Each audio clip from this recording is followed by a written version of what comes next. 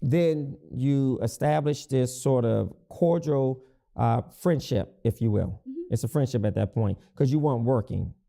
No. So once I did after I did the interview did really, really well. Okay. Especially and what was for the interview about? Everything. Anton asked me stuff from relationships, like my thoughts on relationships, because Anton does relationship panels and all of these things. So from relationships to politics to whatever he can come up with. So it wasn't really a targeted subject, if you will. Nope. It was just, I want to have you on and I want to interview you about whatever comes to mind or whatever he is interested in talking about. Correct. Some people would say that's a cake bake. Do you feel it was? And what's a cake bake? A cake bake is when I have a sort of a hidden agenda, if you will, for reaching out to a specific person, sort of making you believe that it's one thing and it could be something else. I may have insidious characteristics. And then once I'm able to lure you in, if you will, I sort of cake bake that situation, meaning that now I have your attention and I have you a part of my space, if you will. Well, I've never heard of that, but I mean, that's why there could be people that can, but I can tell you right now, Anton was always like straight on for it, professional. Like there was really no. I'm not questioning his character. I'm just saying like there's nothing really that would fit into what you were what you're describing. Yeah. So to you, based on my definition of cake bake, inviting you to come onto the show to have a conversation about no particular topic, or at least a topic that he would serve as a prowess, did not feel like a cake bake. No, because, and let's be clear, especially in the independent podcasting space. Sure. Some podcasters are, particular. You and I would be amongst the top because a lot of them don't really have an actual angle. Yeah. They get around, they talk, they do this, that, and the third. So it's not uncommon that somebody might say, "Oh, I like what you said there. Hey, you want to come on?" And it might not be anything in my field or lane, but that doesn't stop them from reaching out. And where's the show taped? So he tapes in Detroit. So he's in Detroit. So you had to fly out to Detroit? Correct. Did he or the show pay for you to come out? Correct. And did they pay for your room and board as well? Correct. So you stayed in a hotel. Actually, let me pose that as a question. Did you stay in a hotel? Correct. You did stay in a hotel. And you stayed alone in a hotel? Correct. Okay, just because these are questions that have come in, so I just want to bring some clarity. At what point do you believe the public and other people started paying attention to your friendship? I think probably when I started to actually be a regular. Okay, so give us that timeline from when he flew you out, you participated as a guest, you're done with the show, you fly back home. At what point from that last time up until you became a regular were you in communication with him? So, like months? So after I did the first interview, sure, probably maybe a couple of weeks after the interview aired and Anton could actually see how it was doing, I got a really good response from his audience. And so his audience decided, to people that don't know Anton, sure. Anton is a big advocate of what his viewers and his watchers think, his chat, all of that. He calls them his co-hosts. A chat is like Anton is advocate of, you were saying of he's a listening to what they like. I see, okay. So if they like this or that, he will pay attention to it, okay. And he'll try to implement that in the show. So Anton watched how everybody, pretty much loved the interview. They're like this part about it. Oh, I think we think she's smart. We like this. She's pretty. Blah blah blah. Whatever. And so people actually said you were pretty, because you are. Yes. You're beautiful. Thank but you. Well, we used to work together, woman. Yes, so I know this yes. stuff. But I just want to make sure that I'm really captivating the responses that the public wants. So people were saying, you know, based on what he shared with you, that people said you were beautiful, you were smart. Well, no, it's not based on what he was sharing with me. It's based on what's still on the page. I see. Yeah, so you can see that in the comment section, and of course, when it aired, you can see it in the chat. Sure. So you see all of these different things, and you're like, okay, well, if this is something that people are interested in, then I should explore more on it. Okay. And so Anton decided that he was going to revamp one of his channels that he canceled, called Fight Club or something like that. And he decided to make it like a nightly talk show. Okay. And when I guess he went on one of his live streams, and as the bag chasers, as they're called, what they thought, and a lot of them, bring Micca. And so you were heavily requested, your appearance. Yes, and you can, and I tell people this all the time, with Anton, 99% of the things that he does is on camera. Yeah. So you can go back and just look at the comments. Yeah. Yeah. I'm just curious, does he also recruit males? Yes. So right now the team is made up, if you will. So let me make sure I understand this. The show, which are you hired by him currently on a show? It's called Room 9 now, but at the time it's called After Hours. So it's called Room 9. It was called After Hours. And how many regular guests or co-hosts rather are on there? I want to say 5 or 6 now. So when it started, it was just me and Quentin. Okay. A gentleman named Quentin. Sure. And then it grew. Okay. And now it's made up of male-female ratio, which correct. Is, what's the male-female ratio? So 1, 2, 3, so maybe 4 females, 3 males. 4 females, 3 males. Okay. Yeah. Are you a paid employee? Correct. Well, I'm contracted. Contracted. Correct. Yeah. And do you have to fly out every time? No. Most of it is virtually. Only when we're actually like doing something, some like a bunch of content where we have to go there. Yeah. What sealed the deal for you in working with Anton, or at least felt comfortable to say, I want to stay on as a contractor, and I really like what he has? What sealed that deal? So you become a guest, and then you go back home, and then you decided to accept the offer, if you will. But what sealed it for you? What sealed it is I had already started in my podcasting process, and while I was there, I just in that small day and a half window, I got to see Anton's work ethic. Sure. And I got to see what goes on behind the scenes in podcasting, and what actually, how I can actually get to these numbers, and, just things that a lot of people charge for. Yep. A lot of people sometimes, especially in Black and brown communities, don't want to tell, like it's some type of secret, yep, or somebody's gonna steal their job. Yep. And so I was able, to benefit from being able to see this firsthand, and that was something. And he was very open about showing me this or that and third, because it wasn't a sense of, oh, this is a threat if I tell you this, or you're going to tell other people and I'm not going to be able to make money. Sure. So right now, your role as a co-host is virtual. Correct. How often do you fly, or what would be the need to fly to Detroit? Only if we're doing other content. So like we did content one time for, a couple times, but in the beginning, the first time was for my channel. Sure. So I needed to do a one-on-one interview. So I got to do that plus our after hours. Okay. Let me ask you this. Does Anton have you on an NDA? I've read that somewhere.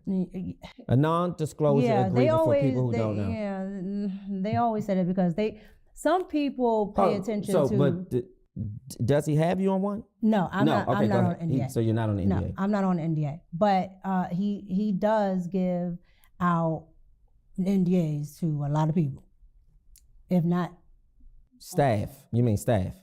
Anybody that he works with, so they don't have to be staff. If he just maybe interviewed you or whatever. But were you ever on an NDA? No. So what's the exception? Why are you an exception? I don't think I'm an exception because I don't ask, who's on an NDA, so I don't know. But you know that other people are. But I have seen him, put people on NDA. But as far as staff go, I don't ask. It's almost like at your job, you don't go, well, what's your salary? Oh, what's your salary? Oh no, they do. Depending on who you're not supposed to. They wouldn't ask me. With HR, you're not supposed to. Absolutely. Mm-hmm. But at the end of the day, I've never inquired to the other hosts if they have it or not because I really don't care. Now, are you paid per episode? No, I'm paid per month. Per month? Yeah, like YouTube. Wow, how much does he pay you? It depends. The range. It depends because we bring in a lot of super chats, which is extra money that the audience gives. And that's the way he makes the money for the show? No. Okay. YouTube has AdSense and he has sponsorships, things like that. So all of that is factored in plus anything that the audience gives as well. Sure. So how much does he pay you? We were just talking about that range. Unless you want to specifically say how much. I'm not going to give a specific because that's the NDA characteristic. No, that's my. Or that's you want to protect him? That's so my then how business. Much? That's my business mind sense because there are other people on that show. I do not know how much. So then let's give a range, because a range doesn't pinpoint. The range. That's why I said I can do the range. Yeah, sure. You asked me to pinpoint. Sure. What's the range? So I can do a range of anywhere between 2 to maybe 35. To what? I don't know. You said $2, $200. To 35. 2,000 to 35. To 3,500 a month. Correct. Okay, for your role. I'm only on that show. So there are some people that are on 5 days a week. There are some people that are on 1 day a week. And for me, I'm only on Thursdays and Fridays. Okay. So Thursdays and Fridays, you make a good amount of money just for Thursdays and Fridays? Correct. Yeah. Let's get to the meat and potatoes of what's been out there. Mm-hmm. So I understand that Anton is married. Is that correct? Correct. And you're married? Correct. Correct. Have you met Anton's wife? Yes. How would you describe her? She's when I say probably one of the nicest people I've ever met in my life, that lady is probably one of the nicest people I've ever met. Mm-hmm. Yeah.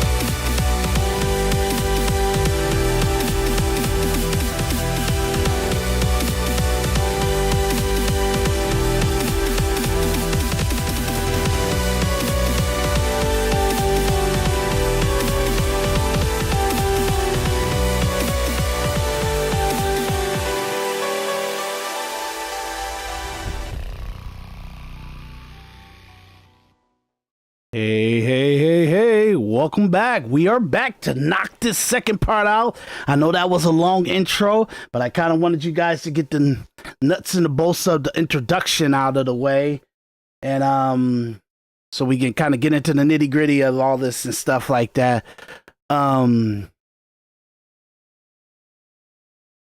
almost like really, I like I said, I did a show few weeks ago, about a month ago, and I call it "Don't Be Influenced." You know what I mean? Meaning that don't let the influencers and podcasters and the media and your favorite musician, your favorite movie star, your favorite politician, your favorite motivational speaker be what your mindset is and what your actual being is, because it means that you won't vet them. You won't actually make sure that they stand up to the scrutiny. A lot of these podcasters, they kind of judge people. Harshly too. You know what I mean? I always said that one of my main things about, even when I do individual perspective, is I need people to understand that most of the things that happen to them, most of the stuff that's going on in their life, most of the things that they would come across and kind of fall victim to is because they're not actually making the decisions. They're not actually present in that moment. It's psychosis of their parents, psychosis of their family, psychosis of the community, psychosis of the culture, psychosis of the time that we're living in. You're not really living your life. You know what I mean?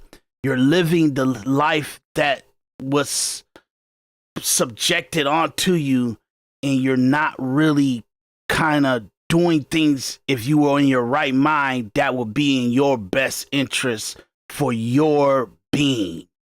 And I kind of seen that even in my own life, like when I was kind of going in my late teens. I kind of seen like, wow, man, you know,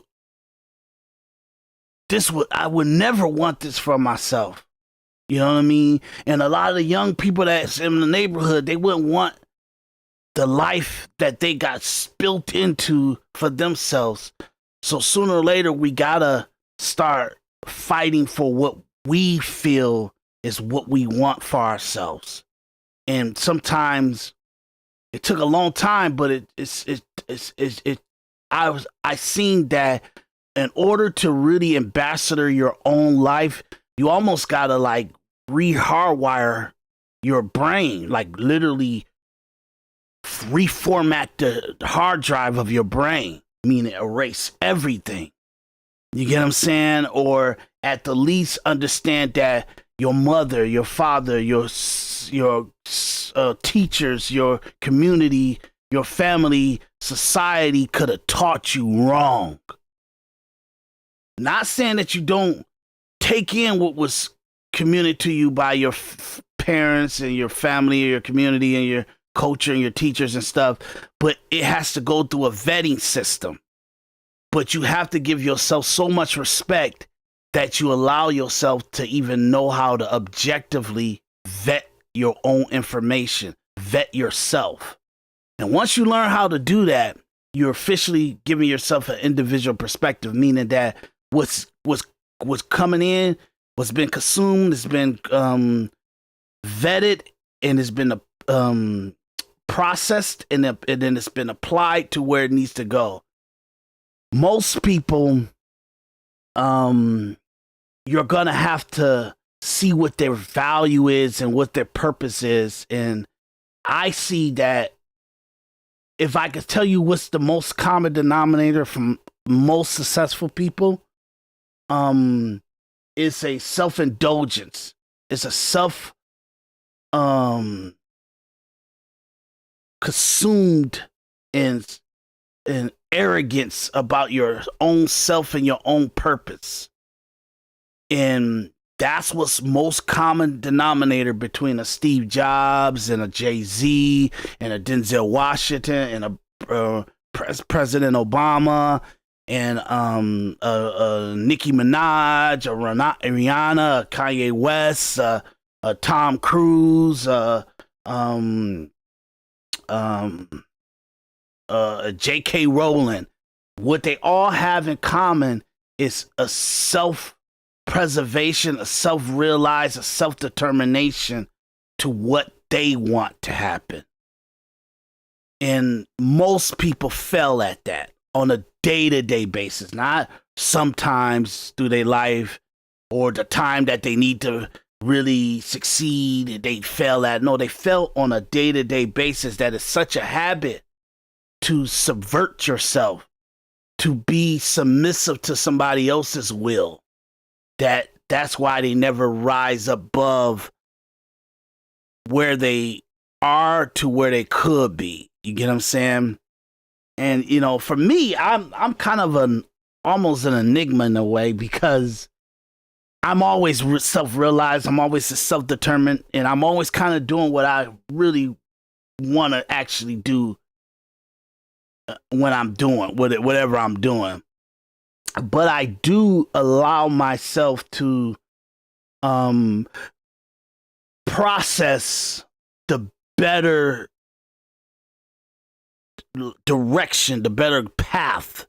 You get what I'm saying? So sometimes I'll say, like, okay, I always say, I have a thing to say, if you don't have the money, you better have the time. If you don't have the time, you better have the money.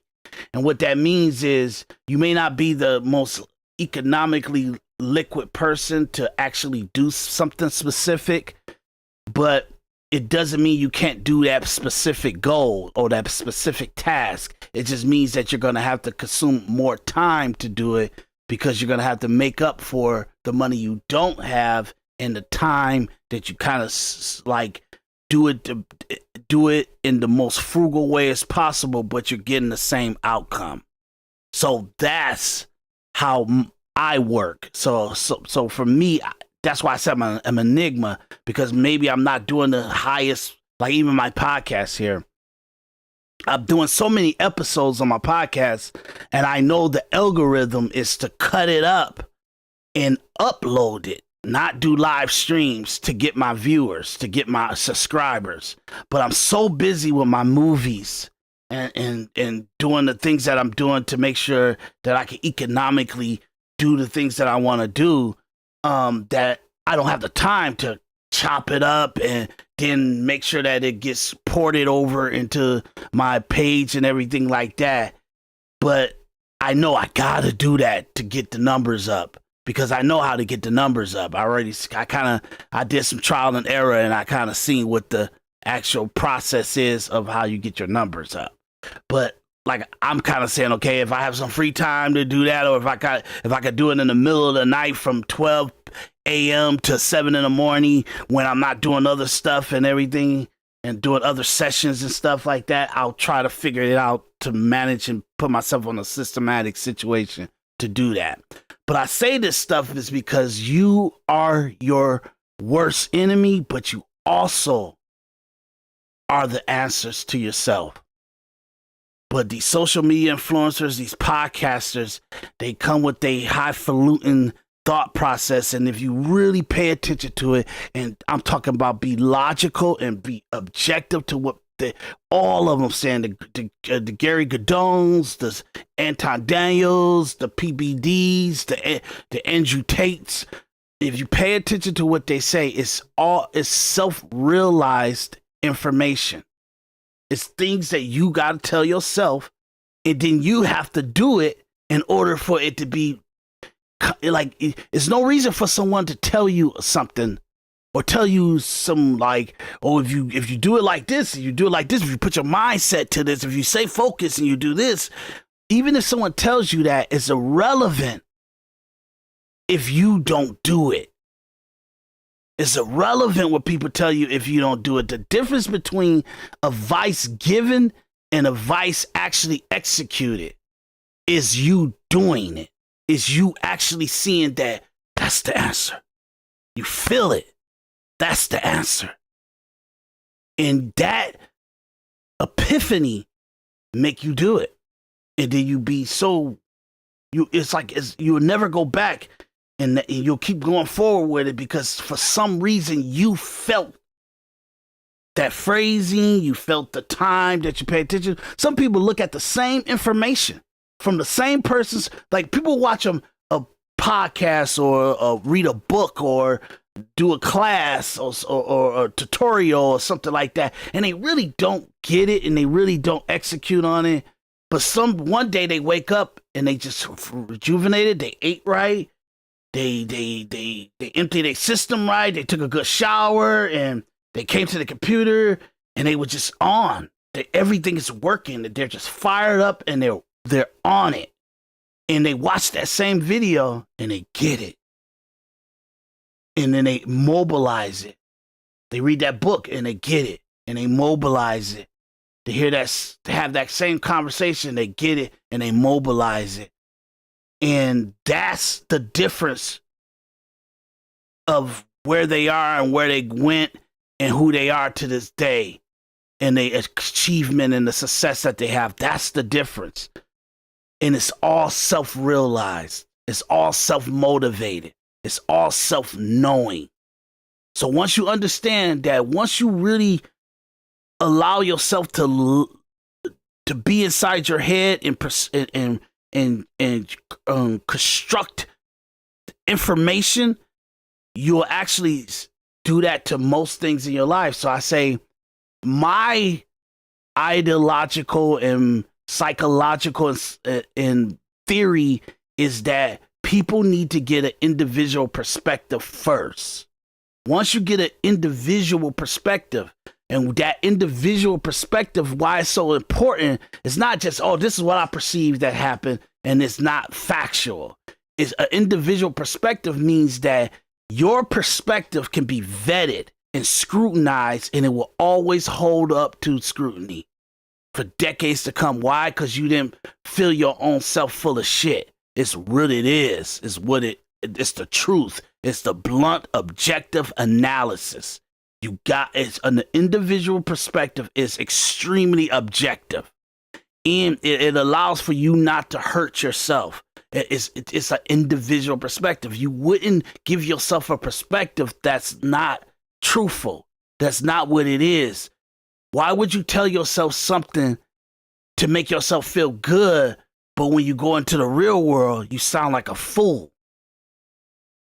And then when someone's kind of vets you or go through the sporadic method of what you believe, you just always lose. You feel like a fool, and you're just not of clear knowing.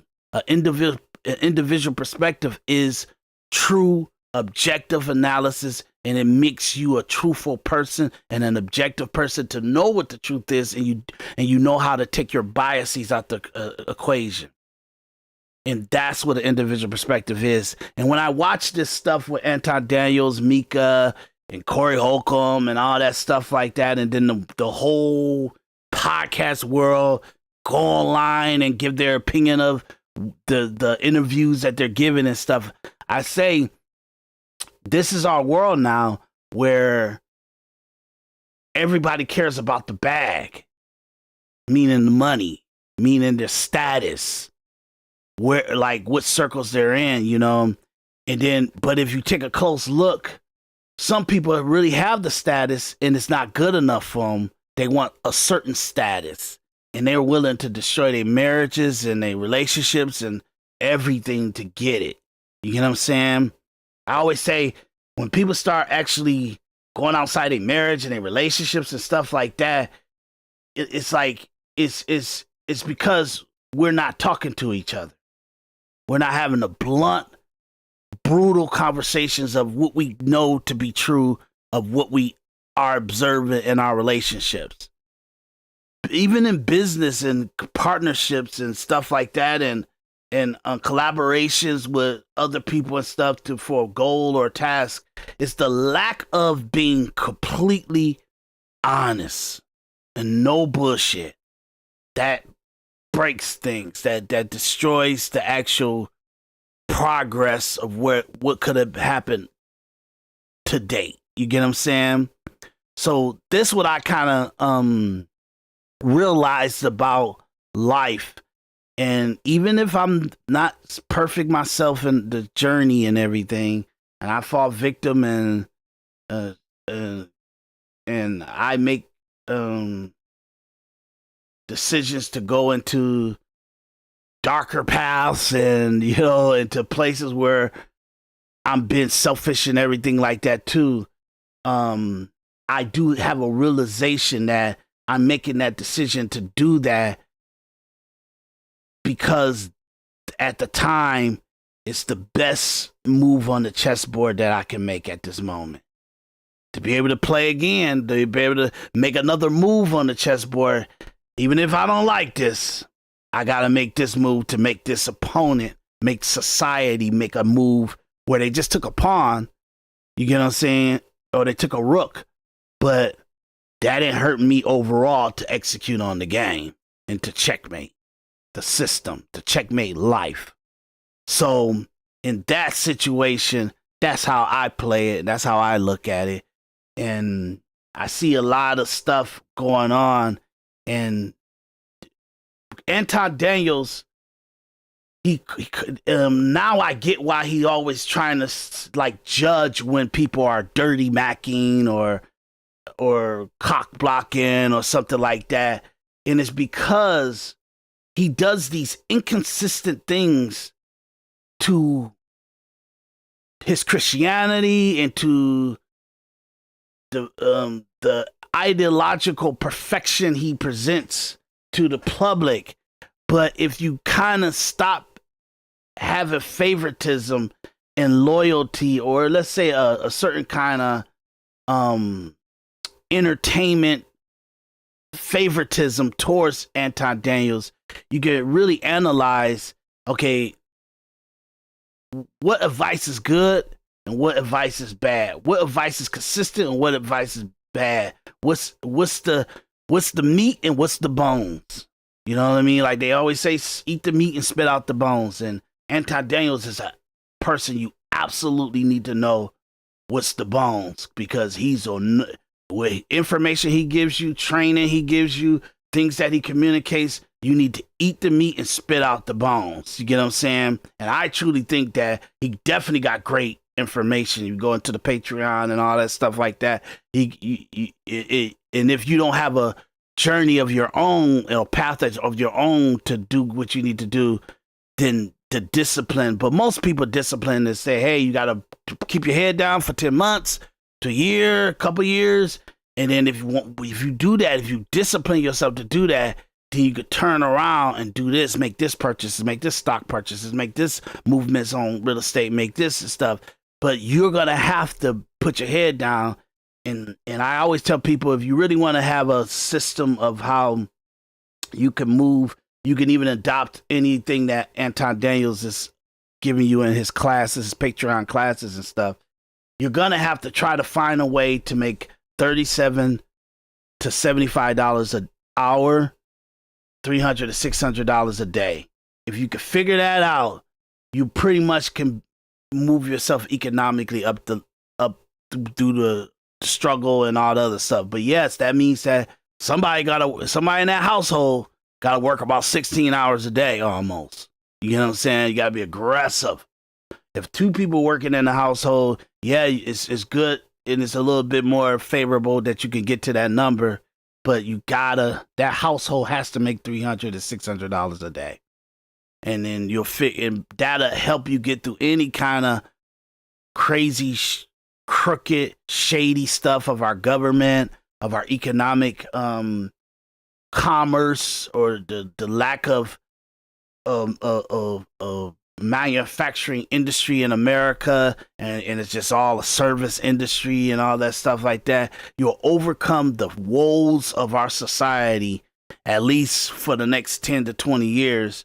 And hopefully that's all that matters. You know what I mean? People that got 30, 40 years and stuff that they got to manage to do this. That's best advice I could give you. That's something that you could actually move on. Obviously, it means you need to have like 2 McDonald's jobs, 2 Popeye chicken jobs, or a Popeye chicken job and a McDonald's job, Popeye chicken job and a Walmart job, Popeye chicken and a Myers job, a McDonald's and a gas station job or something like that, or McDonald's and a DoorDash and stuff. You got to do enough to make sure that you're making $37 to $75 an hour, $300 to $600 a day. And that's going to help you a little bit more. So I always say, what's wrong with our society is everybody doing this stuff by themselves. They don't want to be partner. They don't want a man over them. Women don't want man to dominate over them and tell them, nope, you can't do that. Stay home. I'm making the money. You need to just focus on making sure our household is great. And then you got some people that get so much into the limelight where what you're doing is successful, what I'm doing is successful, and I don't really care what you're doing. You don't really care what I'm doing. And it's like, dude, like, that ain't gonna work out. And so I always tell people the matriarch of women coming into the workforce and the women making the decisions of what they do with their body and what they do with their time and their energy and how they run their life and stuff. We had that for 40, 50 years. That's not a new thing. We gave over power of manhood to women. We subverted men that subverted themselves.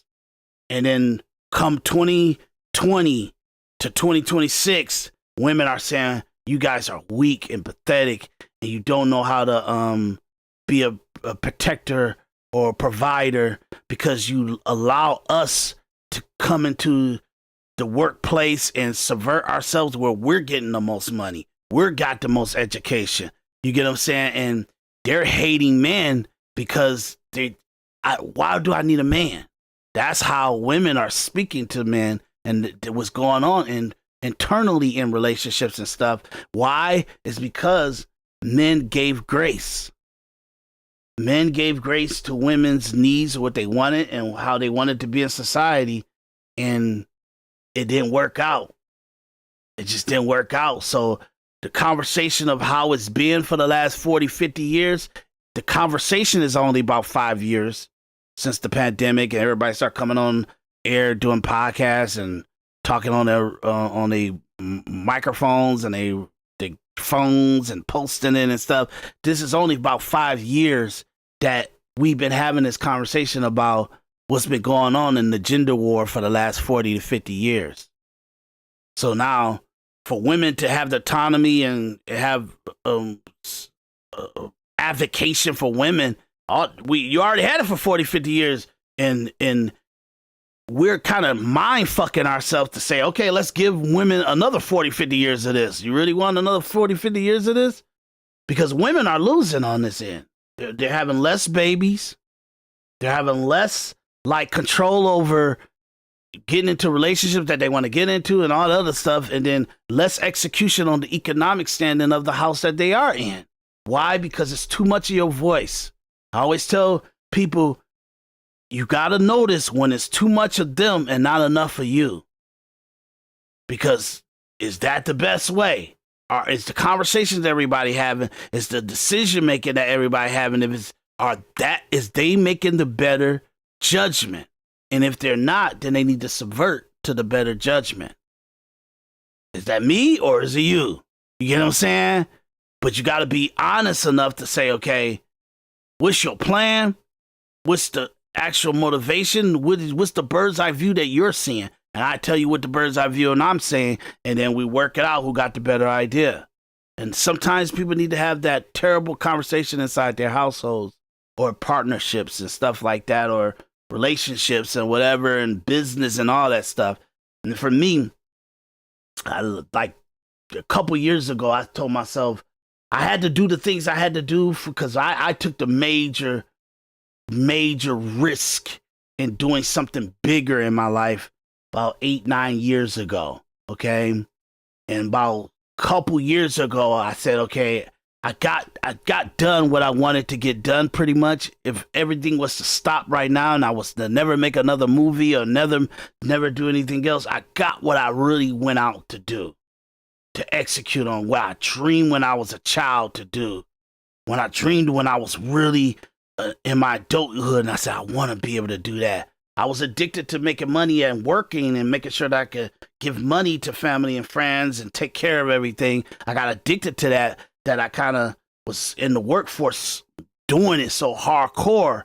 But then I told myself, Daris, if you're going to be on your deathbed and you're going to be saying, why did I never use my true abilities, my true skill level, my greatness? I never even gave myself 10 years to do that. And if you're going to live 70, 80 years you at least better have 10 years of that 70, 80 years that you actually did you. You get what I'm saying? For a man, that has to be like that. And so I told myself, I'm going to do it. And I accomplished everything I accomplished, like technically 3-5 years ahead of when I was supposed to accomplish it. You know what I mean? So I say this because we watch this stuff goes on, and as I always say, my biggest problem is the news media, the Republicans and the Democrats, the conservatives and the liberals. You get what I'm saying? The mainstream news media and podcasters and social influencers. These are my problems because all of them are scumbags. You get what I'm saying? When you really look at them, they're scumbags because their ideology, their presentation, their actual communication to the world is, if you stock shelves at Walmart, if you stock shelves at Myers, if you're a McDonald's worker, if you're a Popeye's chicken worker, if you're a garbage man, if you're a plumber, if you're a Uber driver or a Dash driver or a Amazon package delivery person, and you're not making six figures, all those jobs, if you're not making six figures, then you're pathetic and you're a waste of life. And you completely threw your life away and the opportunities that you could have, and you're pathetic. But all these rich people that's making six figures or more, they need those services. They need the garbage man. They use DoorDash. You know what I mean? And I heard a idiot say that, I think it was Anton Daniels that said this. He said, the fast food restaurants that was meant for kids to have the job before they went to high school. I mean, before they went to college and get themselves ready for the workforce before they went to college. That's idiotic. When a kid is in high school from 7 in the morning to 3 o'clock, who's running the McDonald's breakfast time? You get what I'm saying? Who's running all the establishment breakfast, the early part of the daytime to wait until the kids come home as their little part-time job for them to work 4 to 5 hours to kind of come in and work the second part of the day? Who's doing the stuff in the hours that really count? Who's doing that? People in their 40s, 50s, 60s. And for us to pass judgment on people that work the service jobs and the jobs that we're too fucking arrogant to even think that we should even give the time of day for, it's idiotic. But this is how everybody, social media influencers, I'm telling y'all, look at it that way. Look at it, what they're saying. It's not logical. We have 350 million people in America. 170 million of those people work. Okay? 70 to 80% of them make $25,000 to $32,000 a year. $25,000 to $32,000 a year. 70 to 80% of 170 million workers in this country. You expect all 170 million of them to make six figures? I think they could. But we would have to have a system that allows for most workers to be able to make that money. How can you do that when you let the whole world population come into the country and devalue the value of work here? 60% of all our manufacturing, we left this country 20, 30 years ago. The little last 30 to 40% that we holding on to, sad. We have to make it all right for all us to go work orange fields and for $20 and stuff like that, for $37 and stuff like that. We got to make it all right for that to happen. because of the economic situation. We still doing exports on food and everything like that. Don't take no meat from Brazil. Don't take no meat from Canada. Don't take none of that stuff. We make the meat and then make the world pay for it. And we're actually stopping our production of meat and vegetables and food and stuff like that. And we're actually ingesting other countries' produce. Sad. Sad. And poultry, you know. But like, I didn't mean to get so much into this, but I want you guys to understand, when you look at all these podcasters and they go into these little crazy little relationships and these little misdirection plays to how they having relationships and what the crazy stuff that they say, oh, I'm a conservative and blah, blah, blah, blah, blah. But really, they do some of the most sacred saint stuff. It's just ridiculous. And look, I don't like Christians or conservatives or Republicans because I think they fake as hell. I don't think they care, or I don't think they can walk the line of really being a Christian on a day-to-day basis. And I'm not talking about being a perfect Christian. I'm just saying, at least don't open your mouth talking about your Christianity if you're making moves on a day-to-day basis that go against your teachings and the way that you're supposed to move as a Christian. That's all I say. Okay? Let's get back to this. 2,000 to 35 to 3,500 a month. Correct. Okay, for your role. I'm only on that show. So there are some people that are on 5 days a week. There are some people that are on 1 day a week. And for me, I'm only on Thursdays and Fridays. Okay. So Thursdays and Fridays, you make a good amount of money just for Thursdays and Fridays? Correct. Yeah. Let's get to the meat and potatoes of what's been out there. Mm-hmm. So I understand that Anton is married. Is that correct? Correct. And you're married? Correct. Correct. Have you met Anton's wife? Yes. How would you describe her? She's when I say probably one of the nicest people I've ever met in my life, that lady is probably one of the nicest people I've ever met. Mm-hmm. Yeah. And has Anton met your husband? In person, absolutely not. He has not met him in person. Has he met him what do you mean by by DM? Hold on a second. What other form of introduction when you say not in person? Because what do you mean absolutely?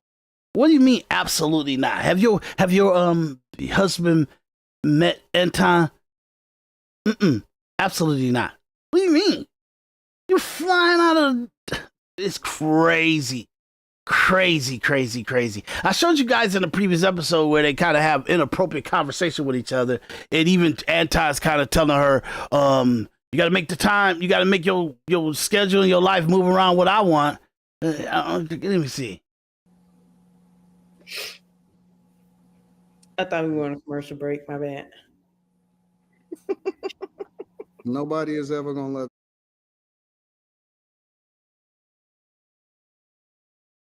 Sorry about the commercials.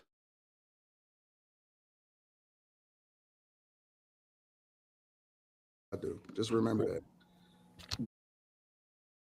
And she gonna give a thumbs up to it. You have to make the adjustment when you get around me because that's for your benefit. So you can make the request, but I want you to make sure that you understand that a request is one thing, but when it happens, it's just gonna make sense. Like you just gonna have to move according to how you supposed to move when it's happening. Put everything else on the schedule, and then make the adjustment when it come to me. That's all I'm saying. Right? And then it makes sense in the end. And then you just gonna have to trust that that's what it's supposed to be. And you don't want to put me in a box because that's not good. That's not what's best for you.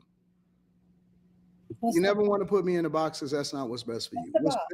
What's best for you is, the spontaneity, the how things are supposed to go when it's supposed to go. You just got to trust that I know what's best for you. And I do. And I've always known what's best for you. So don't worry about that.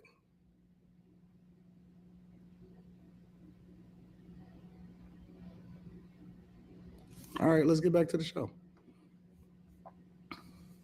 See that? That total crazy stuff. And you married? you married? That's wow. Assume that, when you have to see people, it has to be in person, or that if you don't meet them in person, then it's something or whatever. So no, so I'm saying, what's the form of communication? That he met your husband? they don't have a form of communication where they talk back and forth. Yeah. So, but you said he did not meet your husband in person. No. Is that to imply that he met him virtually? No. So he's never met your husband? No. That's crazy. No particular reason. Sure. Just I've never had to actually do anything where my husband was there, and so if he's there, like if my like when we work together, is here, so my husband's come here. But when we first met and worked together, we were in person as well. Your husband came. Yeah, but we were here. We were here in the DC area. Yes, my husband came. Yes. So again, if he was here, then yes. But most of my business dealings, and if not all, I usually have a manager or somebody else deal with that. So that's the reason why it's not a thing. But I talked to my husband about it. How long have you and Anton been business partners or friends? We're business partners. And so you're not a friend, because I don't want to provide language that's inaccurate. That's why I changed it. I just showed you guys a conversation. Did that sound business of like only?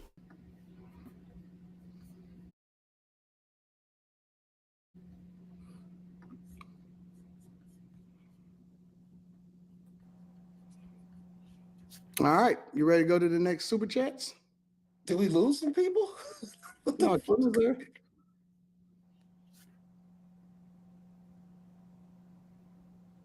Carrie, you muted. Awkwardly silent.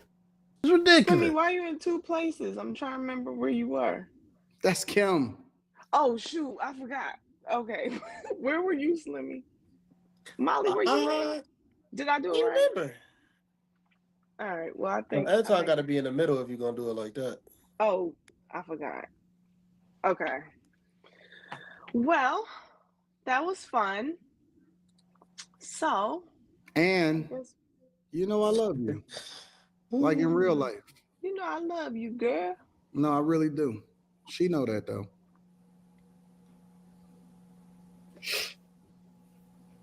I thought we were on a commercial break. My bad. Nobody is ever gonna love you the way that I do. Just remember that. And she puts a thumb up. I love you. It's not appropriate to say to somebody else's wife. Nobody else gonna love you like the way I do. And she puts a thumb up, laughing and smiling and blushing. The hell? We're only Anton Daniels and Micca. Okay, these people on the internet, all these podcasters on YouTube, we are only scrutinizing this situation because you guys put up the standard of greatness and loyalty and Christianity and submissiveness and all this stuff. Y'all put this shit up, and y'all have these weird I'm starting to think that even Anton Daniels, he thinks like emotional affairs are irrelevant. I'm not saying, look, men, from this society of women, we got to get it how we get it. Okay? It's just how it happens. Physical, emotional, whatever, it happens. It's all the wild, wild west. It's crazy. Nobody's doing the most logical, simple thing and cherishing the people they're with. You get what I'm saying? Nobody's doing it. We are so psychologically mind-fucked. Everybody read them. Oh, you got to read my mind. You got to do that. Well, my granddad ain't got to read my grandma's mind. Back in the days, it was just like it was what it was. But it's crazy. It's crazy. It's ridiculous. You know, men, we got to do too much psychosis. It's too much emotional communication and interaction that our physical executions take a actual a dilution, or we have to be so physical in execution of providing and all that stuff like that our emotional aptitude or interaction takes a dilution or take a hit pretty much. And really, you're supposed to just do the best you can when you're in relationships and marriages and all that stuff like that, and both parties complement each other when they need to. Pick me up when I'm falling, or when I'm weak, or step in when I'm weak, and I'll step in when vice versa. You get what I'm saying? It's just ridiculous. Look, I know I'm getting troubled up. I'm trying to summarize every ideal I have in my head, but really, it's like, don't talk about playing fair, y'all. This is not a fair society, and it hasn't been like that for like 20 years now. It's been cutthroat. What have you done for me lately? Okay, so stop acting like everything has got to be respectable when a girl like Micca that calls herself a duty wife is going out of town, going to like they keep showing like her going to the basketball game with Anton Daniels. Man, they done a ton of shit with each other without her husband, and that wasn't a business orientated situation. You get what I'm saying? Even this, I played it in the previous episode, even in this same conversation, I'm using this conversation because everything is in it. Everything is in this conversation. Like even she even brought up them going to dinner and she not wasting money paying for stuff and let him pay for it and stuff like that. It's crazy. But you don't going out to dinner with this motherfucker. You better eat in your room. You got a husband. Wild stuff. Look, I'll play it again. Never met a woman that was good. Ginger, you can't balance the book. Oh no, I don't know a woman that's good with money ever. me. I can't be. Hello. Me. I don't believe Math you. major, Micca? I'm sorry. I don't Weren't you believe math that y'all major? good with money. Okay, what did you say? Because as I was, I said, weren't you a math major? I have 2 master's degrees. Yes. It don't mean shit. And what? I mean, she know numbers. I got an MBA. I know numbers. I'm That He has said he don't nothing to believe do. y'all. He said he That don't has believe y'all. nothing to do. Molly, aren't you doing something in accounting? That has Yeah, but nothing. it's Zero also a to lot of do. accountants that are broke and aren't good with I agree. money. And it's a lot of But cricket that's a accountants. Being an that's a, accountant ain't really, When did having a that's And an degree? Molly, umbrella you term. got Mika on some shit. When did having a degree actually mean that you no. balance the That's budget? not what that means. That's not what that It's a means. lot of unethical accountants. That's not what that means. And again, you've never asked me anything. You've never asked me to look at anything. So But when did I say? Okay, so here. Wait a minute. When did I say anything referring to y'all? I said most women are bad with money. I didn't know how that was applicable to y'all. You just said you you don't just believe said, them. believe I me. said I don't know a woman that is good with money. I said me.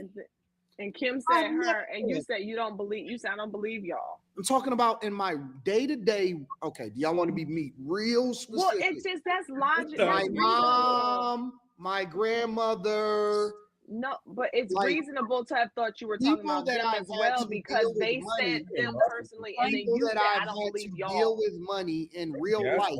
That is a woman. I've never known one that is actually good in managing money. I don't think you realize how you sounded. The order of events made I it don't give a sound fuck like. how I sound.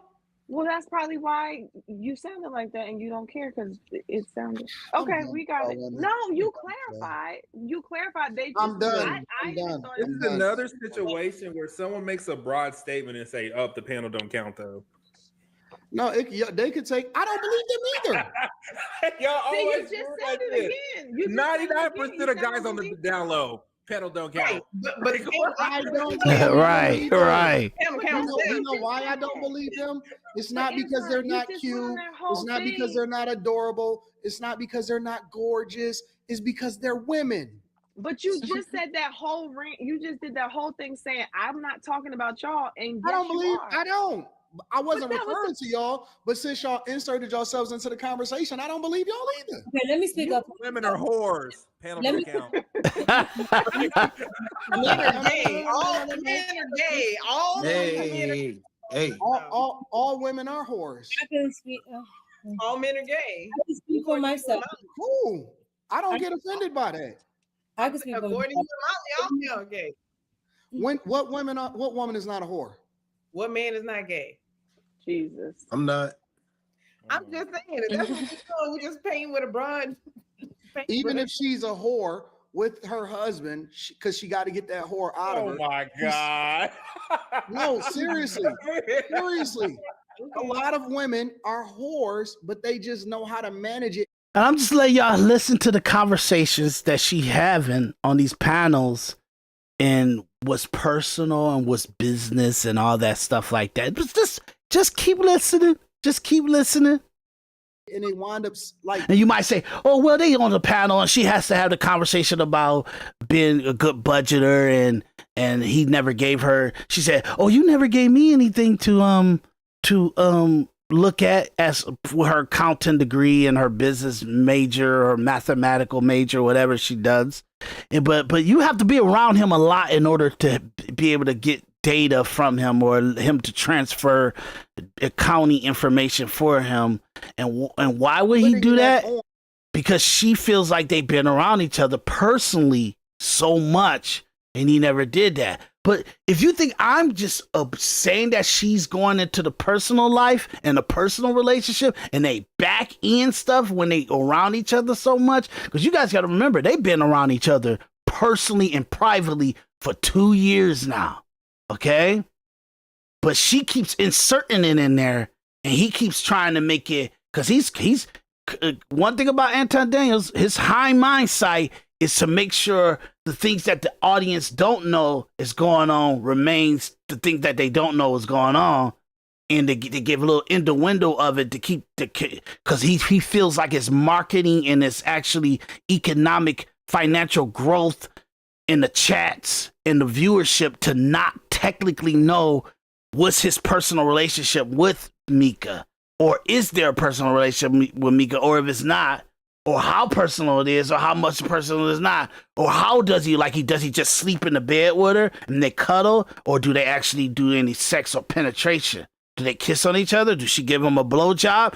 He keeps that in. I'm telling y'all, he keeps that in the window, and she does too. She does too. May make it very cloudy. They don't say, "Oh no, I'm a married woman. I can't do that. I'm not like that." You get what I'm saying? It took probably a year for people for the gentleman with the OnlyFans shirt on Q for him to say, you know what, we gotta like some of this stuff that the chat and the viewers thinking that's going on for Anton going on. I gotta somewhat put out there that she's married. We don't want to have y'all saying that on the chat. We don't want that to be part of the conversation. Hey, Anton, stop flirting with her like that. Stop talking to her like that because she's married. And he wouldn't say it like that. He would just say, "Oh well, I tried to call Micca one time, and she and I was wondering why she wasn't answering her phone, and then I had to remember, oh shit, I'm calling a married woman at 1 a.m. He'll say that, and then you'll hear all the panelists say, "Oh, come on, man, you messing it up, Q."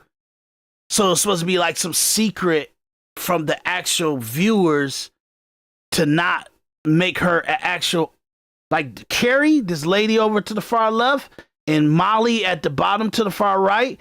They're married. And they make sure you know it, and they make sure it's established in all this stuff so people won't cross the line, so people won't say crazy stuff that's out of context to how you're supposed to conduct yourself or communicate with a married woman. But Micca think it's some kind of poised or some value, or even just the illusion to make even Anton's ego good, to make it seem like she's not married, that she's like this floating possibility for men. Wild stuff. But look, I'm going back. On the man that they're with. That's where the whole statement come. I want to, a chick that's cool in the streets and a freak in the sheets. That's the whole idea of it, is that she's still a freak. It just take the right nigga to unlock her, and hopefully that's the man that she with. So, like I was saying, I think no more party water on the panel. I think it should be banned. I was trying to say, when again you said it again. Okay, all you have to do is just ask me, because I have tons of things that I'm doing that go towards being a tax accountant, going towards doing land management. What does this have to do? Because what does this have to do? You just told me that you never asked me, because I have things. I don't listen. If you want to look at it, just y'all can say what y'all want to say. I don't believe that y'all are good with money, because you are a woman. That's a lie. And the nature of women is to be spenders. That's a lie, because when we went out, I didn't spend. Don't do that shit, Micca. Don't do that shit. See? Don't even do that shit, Micca. No. I don't spend. Stop. When they went out, she don't spend anything.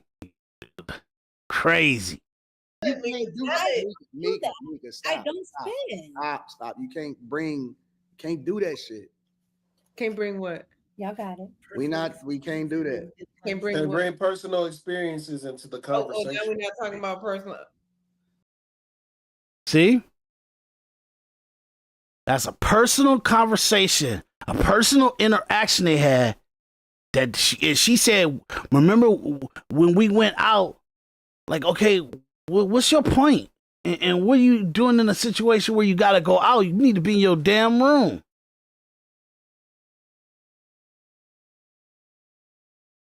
And he want her to shut it down. That's not one. That's not how I grew up. 2, I understand taxes and the value of money. And 3, I don't really care. Like I've never been. You don't care because you live in a very high societal situation. Really do. And we're gonna go to get to her husband and the background on that. Because I guess. I think he from some other panels or some podcasts, they said that he closed down his actual Instagram because effective yesterday. I think who was it, man? It was Nayla Says. She exposed all of it. So we gonna go to it. You get what I'm saying? Nayla Says. Okay, so we gonna let her do her thing. You get what I'm saying? But boy, I tell you, like, everybody think this stuff is a fun and games and stuff. It ain't fun and games. The reason, stop holding the country and the world and every average human beings to some arrogant ass standard. And then y'all just kind of wild west out here. Y'all Sucker and Gomorrah. For real. Ridiculous. But let's go back to the interview. Yeah. We're business partners. Absolutely. You're not friends. No. They're not friends. They're business partners. See, this is like, it's a lie. I'm showing you guys proof that it's a lie. I can show you more, and I will. But trust me, it's a lie. And I don't know why she's trying to act. You could say, hey, we're friends. We're professional friends. We did a good job in making good content and everything. It has been no sexual interactions with each other and stuff like that. He flirts sometimes. He says some kind of raunchy stuff, but it's only to trigger and troll the audience and everything. But we are professionals and all the other stuff. And maybe if I was a doting wife and I didn't have to be in the streets, because I want to make a name for myself, I want to be in the workforce, I wouldn't have the perception that I'm anti-Daniel's side chick. But look at her. Now you're gonna come on the panel, have an honest conversation with a professional gentleman doing journalistic questioning and working. He have a professional statue of how he questioning you and what in the setup that he's doing and what you doing. You there all disruptive, all disorientated. You wearing a shirt that got both of your sleeves to wear onto your shoulders, but for some sensual reason you want to have one of them down. That ain't by no mistake. That's something that she feels physically in presentation and marketing and driving seductive yearning for men or something, that she's wearing one of her sleeves actually pulled down, and the shirt is not even made for that. It's made for her to have both shirts like shoulders up, her sleeves up to her shoulders, and she actually pulling one of them down, crinkling up the wardrobe and the shirt and the blouse. Why is she doing that? Why? Because she's full of shit, and it's all about the most degenerate shit that's going on in our society. I'm for it. I love it all. But you can't say I'm clean Christian conservative and I'm a very respectable woman, and then everything about you is salacious and innuendo. And you mess around this guy for 2 years. You ain't think this was gonna come to a head? Or people say like, hold on a second, you married and you interacting with Anton Daniels and his platform the way you've been doing? Is your husband okay with this? That sooner or later that was gonna bubble to the top. Why? Because it's the most common sense thing for people to ask about her, for people to wonder about her. Especially when Anton Daniels is beating people over the head with, you need to be married. You need to create families. You need to have discipline. And your whole packaging is desire and lust and innuendo and having these women, light-skinned women, and you got this dark-skinned women over there, but the majority of your package is this dream angel physicality of these black women with long pretty hair coming out of their scalp. That ain't no weave. Those are real black women with pretty long hair, and you got this shallow presentation to everything you're doing, and you want people to be astute and discipline and all this other crazy stuff that y'all do rhetoric about. I'm just saying, can we have real conversations, please? Real conversations. He's trying to have a real conversation with her. She's lying all through it. Okay. Friends would imply that we hang outside of business. Not necessarily. Well, you ain't that. His question gotta be: have you ever went to dinner with Anton Daniels outside of doing your actual work, recording, doing a podcast? Have you ever went to go do if he had like a meetup and you went to the meetup? Cause she been to the meetups too, y'all. She's trying to make it seem like, I only had to fly to Detroit for 2 times. No, I could count multiple times you flew and it went over 2 times.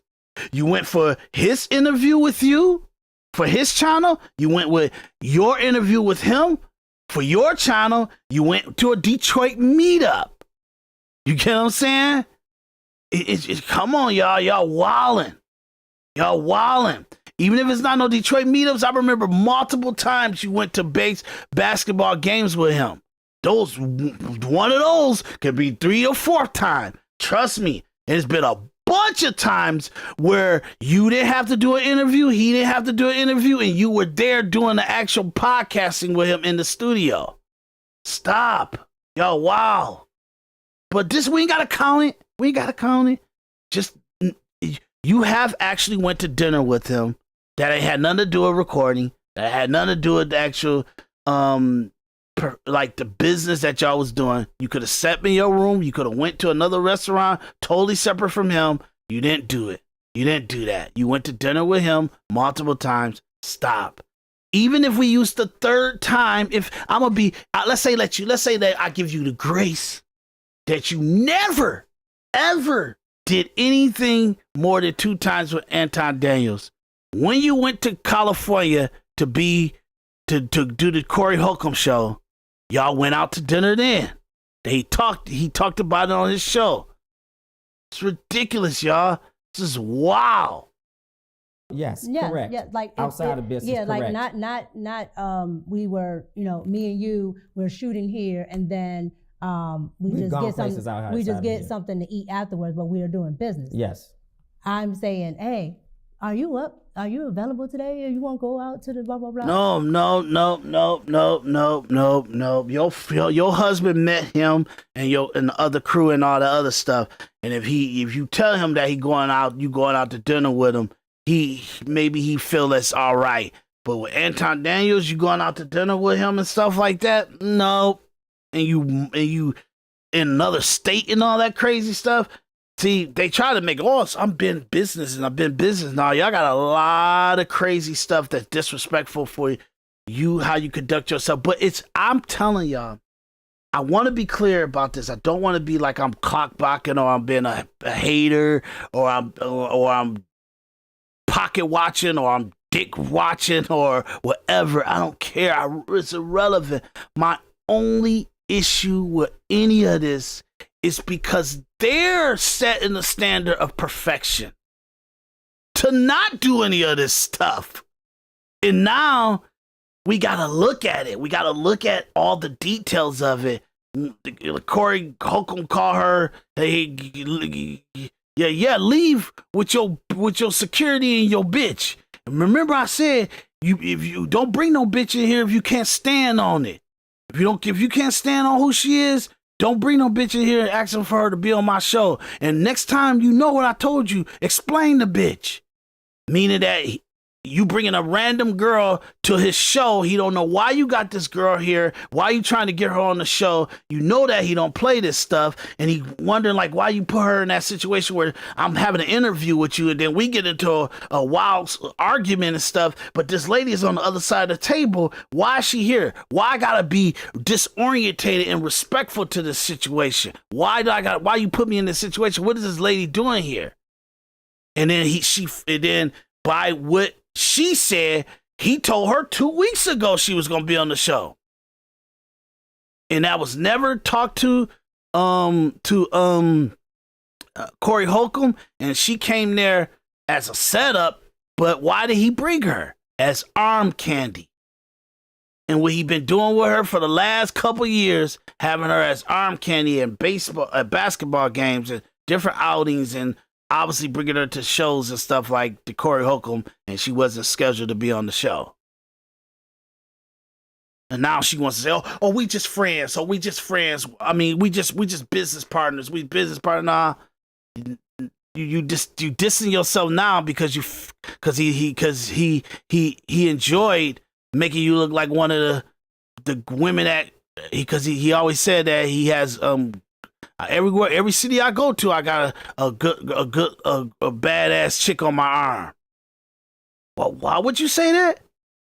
Why would you want to put that out there? And now the whole internet is interrogating and trying to figure out what's going on here. And all I'm asking is just be honest. Be honest. Because by not being honest to this situation, it discredits your opinion on other stuff, on a vice, on certain things, on other stuff. Yes, the things that you got show and prove that you got, the data. People are signing up to the Patreon. People are taking the classes. So you don't have to tell them what to believe about you and what not. But they are throwing away a lot of other stuff because of what they're seeing and the honesty and the truthfulness that's coming out of both the Anton Daniels and Micca.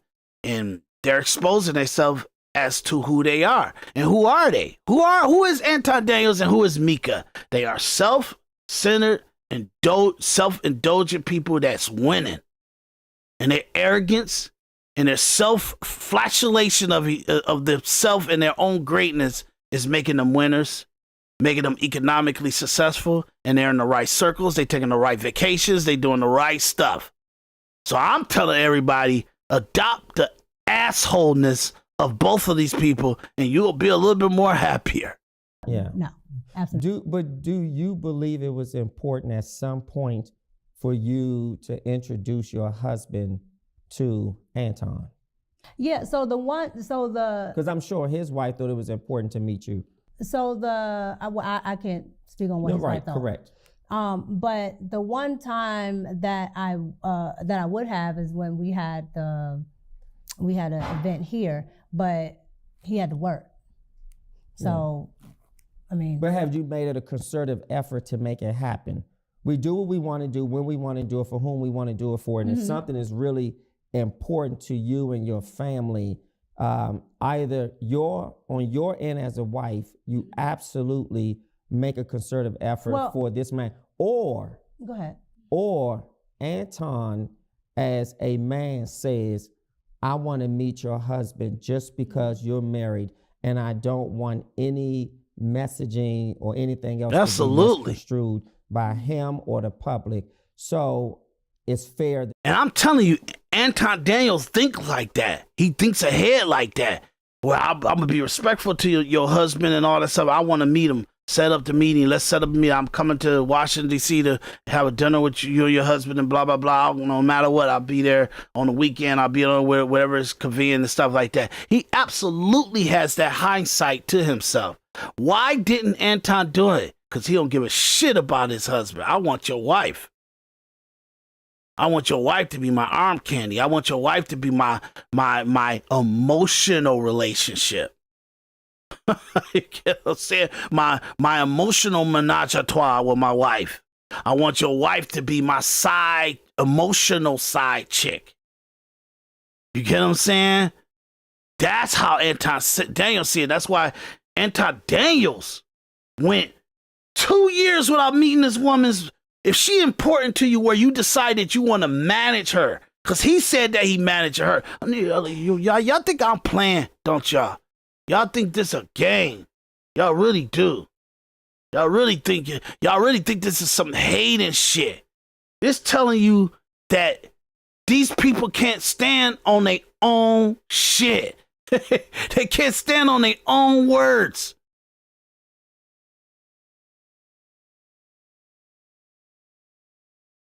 But I'm going to show it to you. I'm going to show it to you.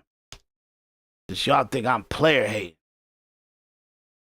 I ain't player hating. Shit. I don't care. I want him to have everything he got. But I'm just saying, when you hold yourself up like that, that's not pretty. That cannot be pretty. You get what I'm saying? But don't take my word for it. We gon' because when a podcaster come on and we start bloviating like this and we start analyzing and stuff like that, and we start criticizing and stuff, you guys judge us as haters and all that stuff like that because we decided to give commentary. I'm saying I fight for the majority of people that need to move in a different way in their own lives, because that's the situation here. We can't leave it up to Anton Daniels and people like Anton Daniels to be respectful to us in the rest of society, to do business with us or kind of or take a chance on us and stuff. We gotta get it ourselves. But you gotta know how you can't get it how Anton Daniels, how all Jay-Z, how all the other professionals, successful people, all the podcasters, social influencers, you can't get the success they got unless you got to understand how they got there. You got to understand how they got there. It's not in a vacuum. These people got there because they brutal, they hardcore, they very egomaniacs, and they very self-centered. And they very focused and narrow focus to what they want, and they get it. And if y'all keep messing around thinking you're going to be passive and get it, nice and get it, Christian and get it, that be your ass. That be your ass. Because the data and everything says that all these Christian people that's got all this luxury and got all this good life, if you see how they run their church, if you see how they run they podcast, they online services, they personal life, you see they got their real estate and they got their actual stuff that make the money, and the church make the money, and but they so focused, so driven, so like focused on grandeur and self-determination, self-ability, and self-grandizement. You gotta have that, y'all. You can't be. You gotta give greatness to yourself, and the achievement of that greatness to yourself, you can help everybody around you. That's how that works.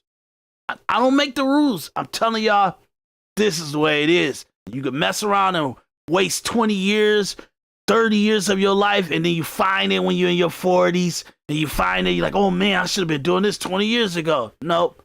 Trust me on this. Do it now. Conversation with you guys about T. Henry gestures back in the day. So right away, I'm already situationally aware.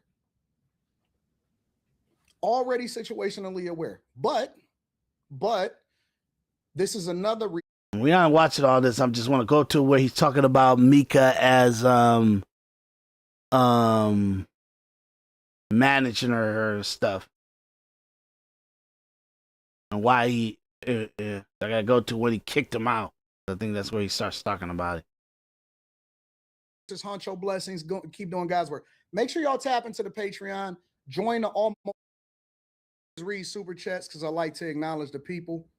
You know, kicked it with people in real life, and I look them in their eye, and I'm telling you that these niggas, that nigga will backdoor you.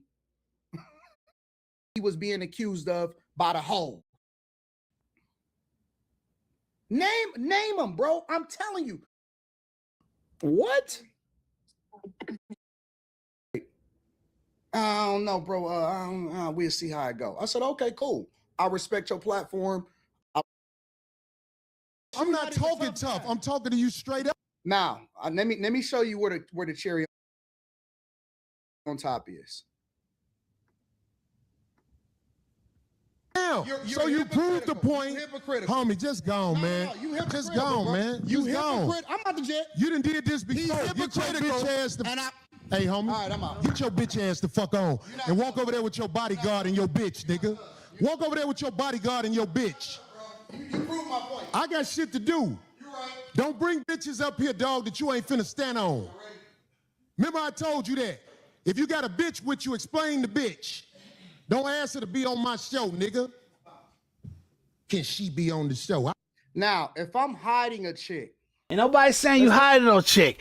Don't take it out of the context. Put it in perspective. If I'm hiding a chick because I told him before the show, I brought. You told him what he got on the show.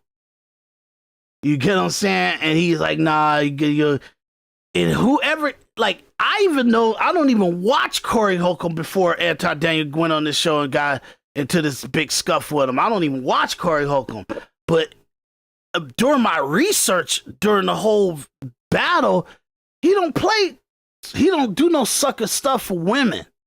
He's very, like, alpha male in that situation where he's not going to bow down to women and the needs of women and the grandizement of women. He's not going to do it. I'm not saying that's right. I'm not saying it's wrong. I think the relationship between men and women is so messed up and so weak, it needs heavy hands to correct it.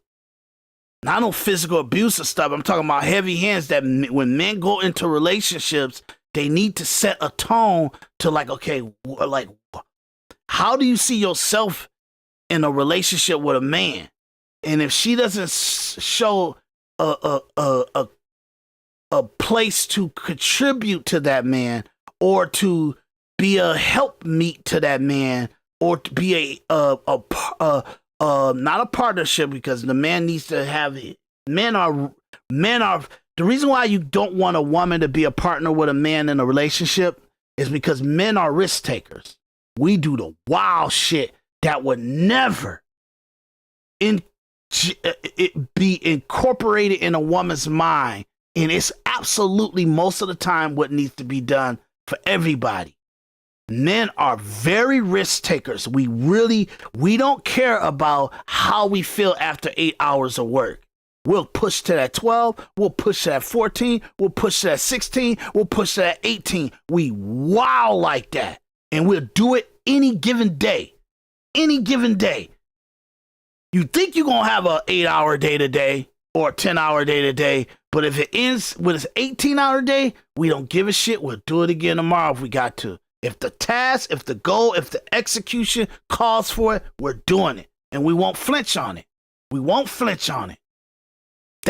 Men are innately like that. Innately like that. Women don't do that.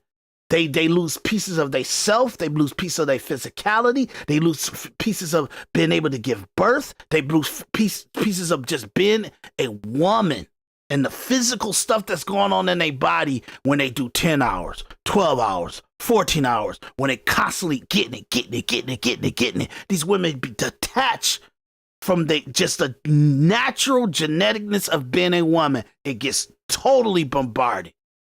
Go ask women. And successful women. They'll tell you that I'm telling the truth. We not talking about him hating on you. We talking about, like, why did she come there? Why is she there? What is the premise? The only reason why I'm showing this is because he said he was her manager. And I don't want to say that. I want him to say it. Her there with me. I do business with Micca. She's literally signed to me. Okay? That's what I'm showing this for. That's all I want you guys to get out there. Remember that, okay? If I'm hiding a chick because I told him before the show, I brought her there with me. He told him like an hour or half an hour before they went on air. She just popped up. So they had private calls and everything. And he never mentioned her. Never mentioned her. They come to the show to do the show. He walks in half an hour before they do the show. He's talking to Anton backstage. He introducing Micca to Corey Holcomb. And he's telling him, like, man, what did you think about having her on the show? He's like, man, I don't know about that. Because that's not what he do. He don't bring up random people on the show. You can go do your own research. He don't do it. And he sure as hell ain't gonna bring no random woman on the show getting clout and exposure off of his name. He doesn't like that. It's just crazy. But let's not even talk about that situation. I just want you guys to know it's not just she's a panelist on the After Hour Room 9 show. She's actually, he's saying she's signed to me. I do business with her. Walk over there with your bodyguard and your bitch. You prove my point. I got shit to do. You're right. Don't bring bitches up here, dog, that you ain't finna stand on.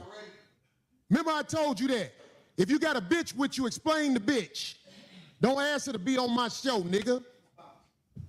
Can she be on the show? That's harsh, and it's disrespectful to Micca. It's really disrespectful to Micca. You get what I'm saying? But that's the 5150 show. He got every right to call her a bitch and be wilding out. I didn't know what 5150 meant, but it's an actual distress call from the emergency 911 line or from like military or whatever. It means crazy. 5150 is crazy. Hey, dispatch, we got a 5150. Dispatch, we got a 5150. If you hear them say that, it's a crazy situation popping off, and it might go haywire, and it's in the realm of not being comprehensible, and anything could pop off. So when you hear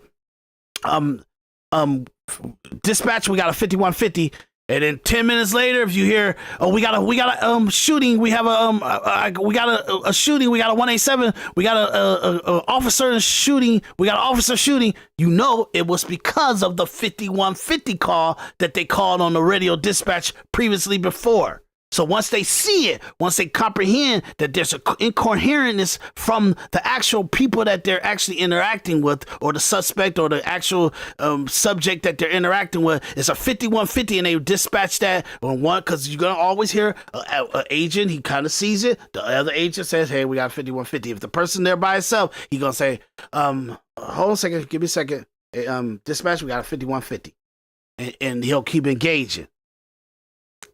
5150 means crazy. Why you think you're gonna come on that show and be full of shit? Why you think you're gonna go on that show and be a fucking ridiculous propaganda fucking asshole on that show? That show is Crazy World. He's got his little liberal stuff. Corey Holcomb got his liberal ideology, but majority, more than politicals. I don't know why he's trying to get into politics and stuff, but more than politics, just the human interaction is what he really, the work that Corey Holcomb really do. He conversates and he interacts with the natural function of men and women and people in relationships and societal stuff. That's what he's really interacting with, and he's willing to go to 5150 levels to expose how our society is, or what his thought process is of our society. You get what I'm saying? That's so when you start doing stuff, you gotta remember, he's not, for him calling her a bitch and stuff like that, that ain't out of the norm from 5150. To me, I haven't watched 5150 before Anton came on this, so to me it's terrible and it's disrespectful, and damn, you got good thing Micca wasn't on camera, because they don't know who he talking about. But when Micca decided to come out and give her, I'll play that too, but let's play this. Now, if I'm hiding a chick, let's put it in perspective. If I'm hiding a chick because I told him before the show, I brought her there with me. I do business with Micca. She's literally signed to me. I told you before the show, he like, I don't know, bro. We'll see how it go. All of that shit, right? Absolutely. I don't know, bro. We'll see how it go. I said, okay, cool. I respect your platform. I respect what you got going on. I didn't fly all the way out here for nothing. We'll figure it out later. You ain't gonna leave because of some spontaneous thing that you know that's spontaneous of putting Micca on the show. We gotta listen to the rest of that, okay? Let me go to Micca's channel, okay? Where's Micca? What is it? The Red Cup. Because I got to remind you guys why we actually are in this conversation. Why Micca going through all this stuff. Now, if she just took that interaction and Anton didn't even want to talk about it, so maybe he didn't want to talk about it because he didn't want to give a face to who Corey Holcomb was talking about. Because nobody would have ever talked about her again after that. Nobody would have ever talked about her again after that. It would have been some woman that he called out that was with Anton. We kind of, if you watching if you watching Anton Daniels' show, you kind of know who he's talking about. You know what I mean? You kind of know that, but it's not like mainstream focus. You know what I'm saying? But she had to come out and say who she was, and so we're gonna go to that real quick. Real quick, we're gonna rock through this real quick. It ain't gonna be long. I'm gonna cut right out of it. Okay.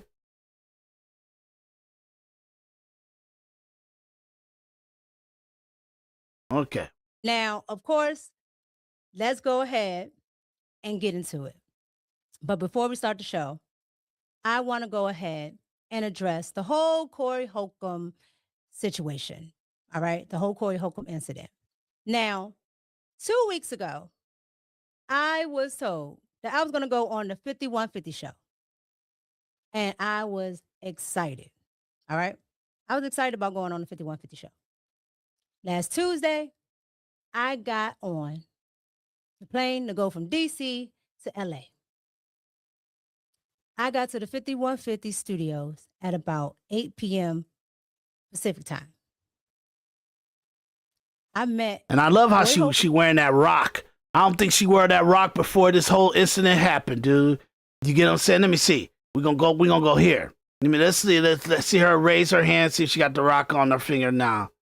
Let me see. Was she in this thing? I don't know. I'm passing my judgment. Nope, she don't got the rock on. Okay? She don't got the rock on. You know what? I looked at ChatGPT and ChatGPT said. Let me see her other hand, just so I can be right or wrong. Maybe I got the wrong hand. It's the left hand. See? Nope, not on the right hand. Just looking. Okay. We're gonna see it again, y'all. Like these. She gonna grab her drink. Wait till we see what our avatars look like tomorrow. She got her ring on. If you have a side, Carrie got her ring on. They can't get a straight on of you to do that. Just saying. Okay. Slave of Christ. Hey Kim, haven't seen you in a bit. How's the friendly skies? Not Who's so that guy. It's difficult to work. Well, it's all fun and games to make yourself feel like you're available. Look, no ring on that hand. Okay. I mean, I like turbulence, but for Niggas got seatbelt extensions and shit. Chicago and Birmingham and Jack. Just looking. No ring on that hand. Okay. So I knew that she never wore her ring. She never wore her ring on the show. But I'm gonna be an asshole and just see if I'm right about this. I'm just gonna see if I'm right. I'm gonna go. Sorry about that. I'm gonna go back to. Okay. That was in December when that video was. I'm gonna go back. Let's go around Charlie Kirk's time he got killed, okay? That was the earlier part of the fall, okay? Let's go to an episode that she's on right here. Let's see if she wears it now. I don't think she is. Perfect domain. I'm just giving you guys broad spectrum to let you know I'm pretty sure she never wore her ring. And that shit was okay with her husband. And it was okay with her. I think he's kind of some weird situation okay with a lot of this stuff. You get what I'm saying? Okay, so let's go to it. Okay. Go to the panel. Micca's right there. You know? Let's see her hands. I'm pretty sure she ain't got the ring on. Micca always wears her ring. Molly always wears her ring, and Carrie always wears her ring. But Micca never does. Because she wants to be seen as available. Like, I ain't married. Look, we got, okay, one hand right there, y'all. See that hand? She's gonna grab her microphone. And that's the ring hand, okay? I mean, not the ring hand. That's the now that's her. That's her actual ring hand that she got up right there. We gotta see if it's on. I don't know. I may be wrong, but I don't know. Let's see her when she lifts it up.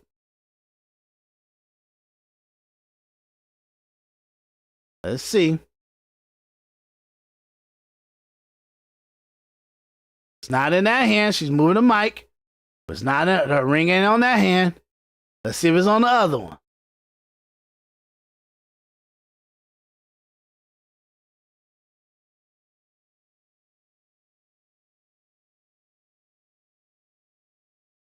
About to eat something, so I'm trying to find where her other hand comes up. And the only reason why I'm doing this because I want to be factual about what I'm saying. Okay? I don't want you guys to think I'm full of shit. There's a actual play. See that she don't have the ring on that hand. Look, see? That ring ain't on that hand. You would have seen that ring. It's not on that hand. So she's not, so for 2 years, she been not wearing her husband's ring because she wants to appear that she's, see? You can see it. It's clear now. She don't got no ring on that hand, okay? She showed that hand plenty of time moving it around and everything, and she don't got the ring on her hand. So, and I know she don't, okay? let's go to when she first start wearing it. Okay, so let's go all the way up to where like the Corey Holcomb situation happened. Okay, so I think this is when they came back, the first time they came back from the actual show, and the show that they did after the show. Okay, so let's see if she's wearing it now. It was nice at first. It was really nice at first. How'd you like your Really hotel? good. You enjoy your hotel room and everything? I Everything did. was cool? I Nice, did. nice flight back and forth. What was the turbulence like? Was the turbulence bad? Bad. So this is some passive aggressive conversation that they're having. Dog Slimmy in the building. She don't got the ring on that hand. Hats pre-orders is coming. Obviously, it's not the ring hand, so I understand why she don't. I think it's my volume. Hold And on. now I didn't see that hand, so let's see. Let's wait and see.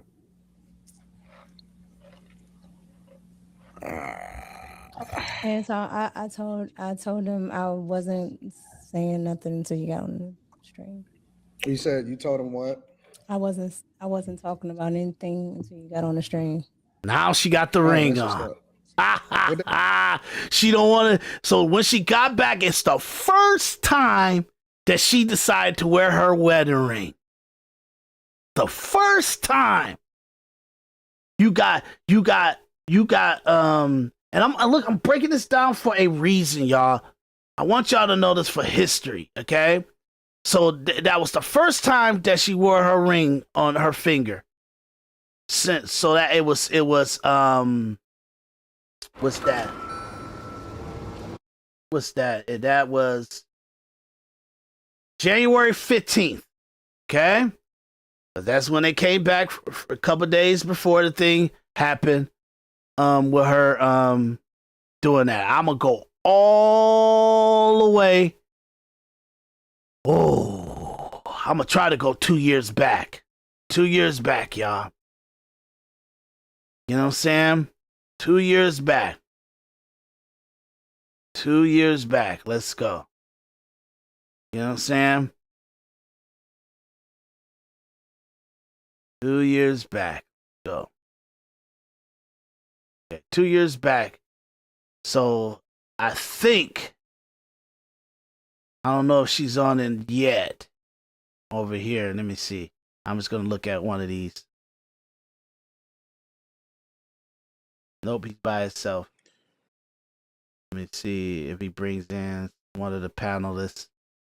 Nah, he's kind of doing it himself. These are things he was doing by himself. Okay, so let's go back all the way 2 years. Okay, so let's go up to the first time we start seeing Micca on the thumbnail.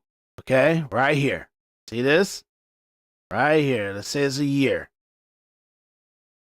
Okay. So we're going to click on this.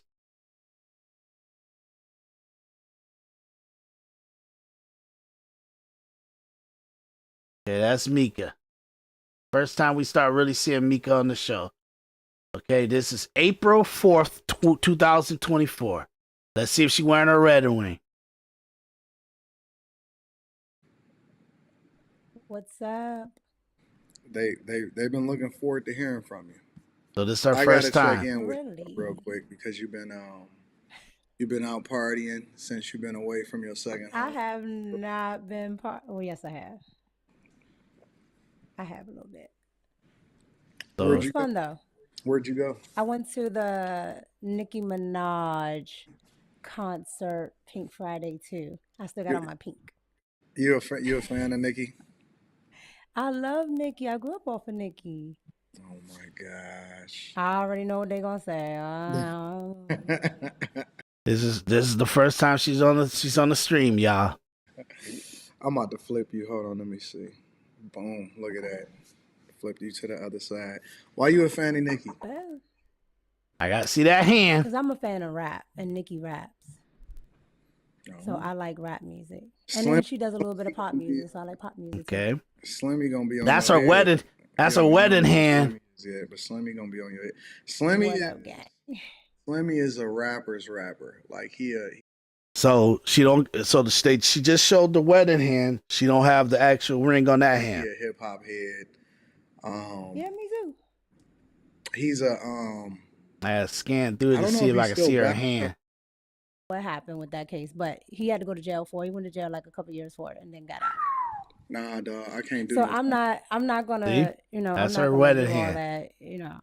He Okay. did, he didn't. I don't know. I like Nicki Minaj. Well, because he I don't even flipped her, focus and on maybe that. that's not. Let's see the other How hand. come every one of her? We about to get into the fresh and fit conversation. I see some people in the chat talking about fresh and fit already. How come every dude? And I just was thinking about this. Why do you think that every dude that she get with is like a street dude? Are women genuinely attracted to a certain type of guy? And that's the reason why they keep attracting that certain type of guy, or are women in a general sense just open to the possibilities of what if with any kind of guy? Like, do women have a specific preference, and that's why you usually see them with that same type of guy over and over again? I think girls like where Nicki comes from. I think they do, and maybe even the more bougier girls. But Okay, here go. Look at her hand. No, I'm not. But see, no, I'm my government name is Ladarius Barksdale. So Avon, that's my guy. But no, I'm from Mississippi. We put the R's where the U's and shit be. Like, I can't say computer, Tuesday. See, You know what I'm saying? she You don't see got that a 2K ring trying on. to stun on me. So from the start of the show all the way to like the month before they went to Corey Holcomb show, she hasn't been wearing her ring. Okay, so that's April 2024. You guys can go do the research yourself. All the way up to December. Let's go all the way up. Okay, December.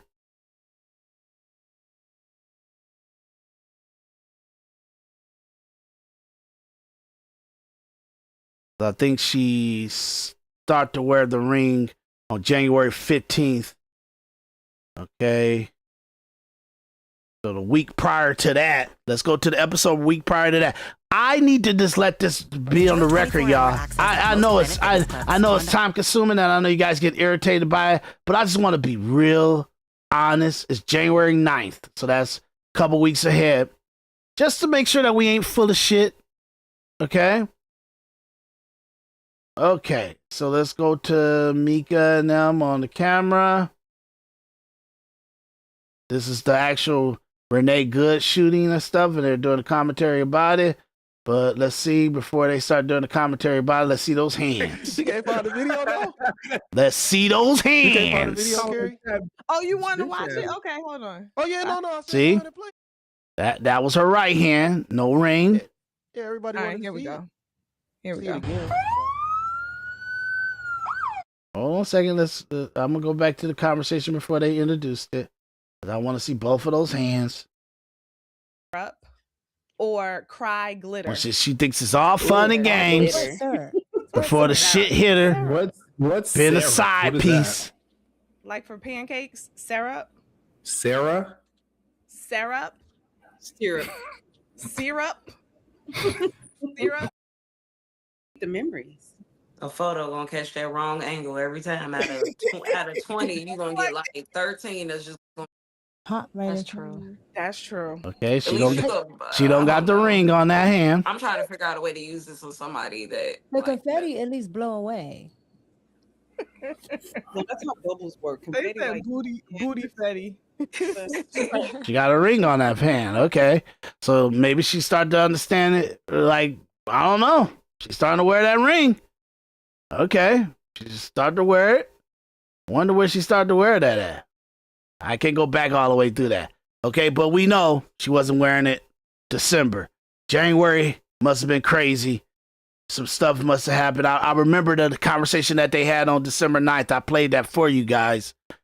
It was this conversation that they had on the panel. Where is it at? Maybe I backed it up. Okay. They start to have it on the panel where she What's going on, friends? It's Anton Daniels, and I gotta have a conversation with you guys. Yeah, this is it right here. This is when they had the argument about him. I guess he was telling her to be patient with her, to what she want to happen with the kind of stuff she want for her career or whatever. I don't know what they was talking about, but he was telling her just be patient, and you know that I I have what's best in mind for you. That's on this one. That's on December 5th.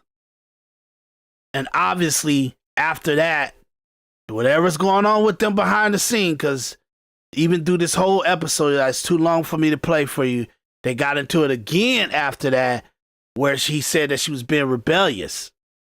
And so at that time, she decided that she was going to pull away from him if he don't give her no exposure.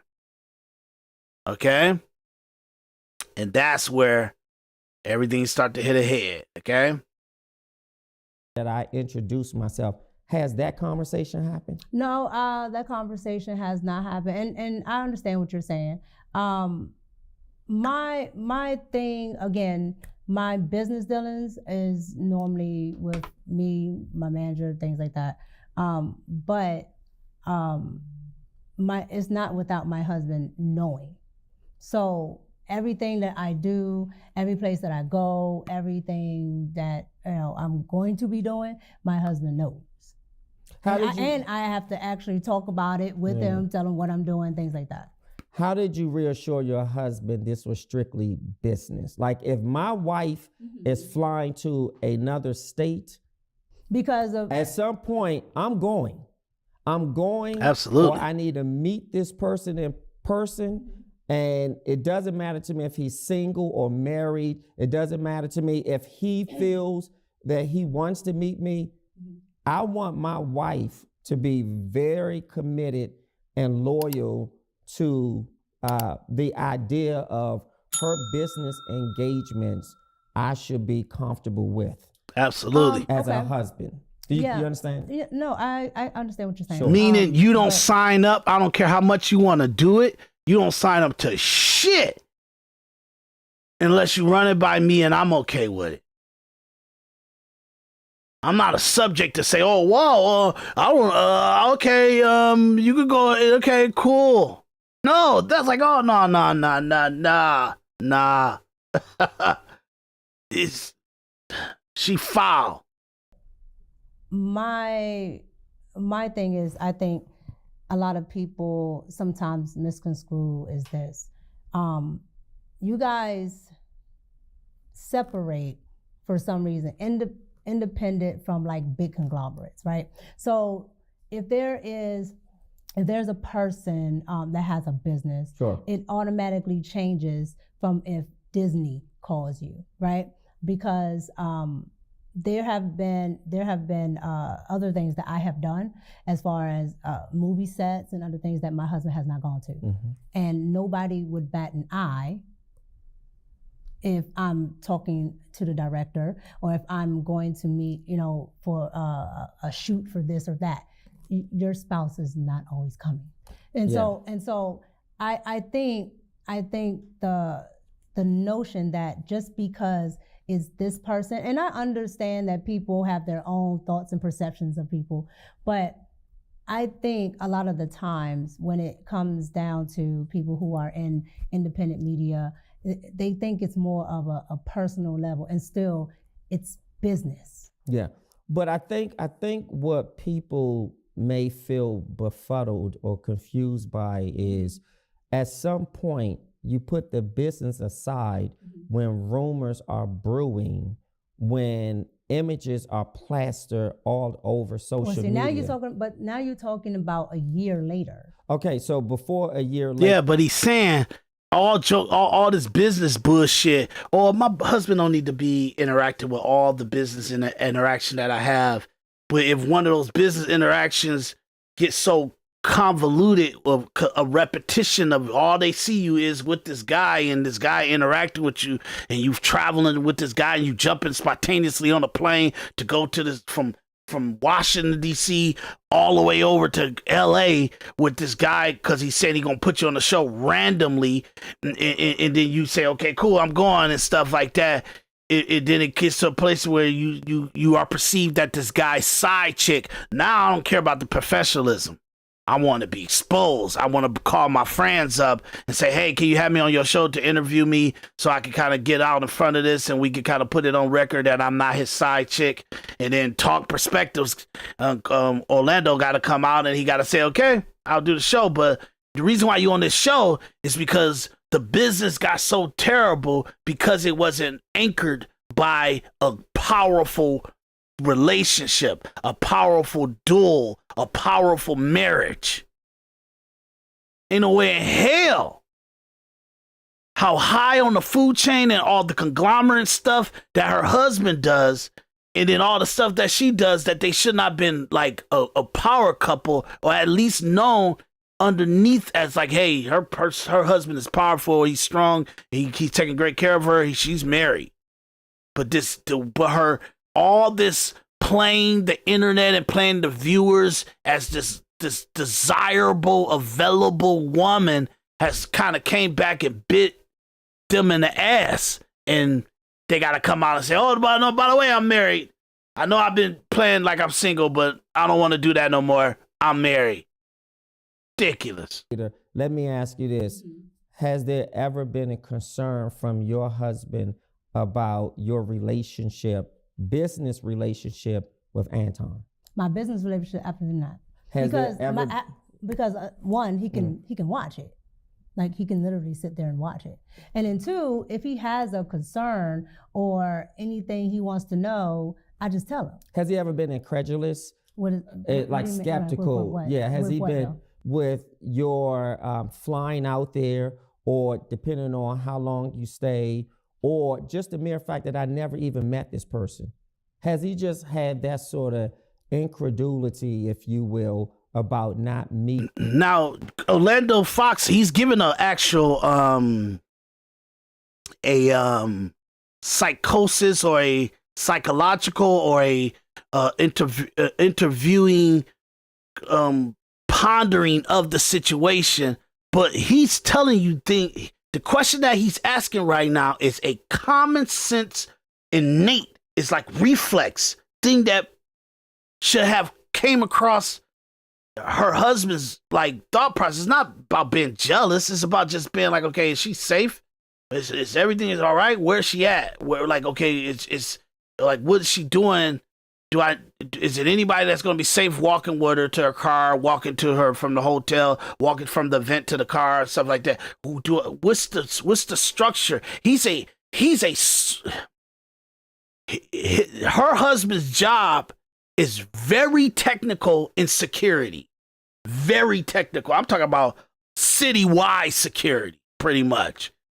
So he understands the actual areas that people get assaulted, people get criminalized.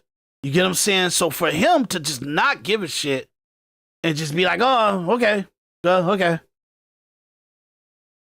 Wow. Like, has any conversation goes on?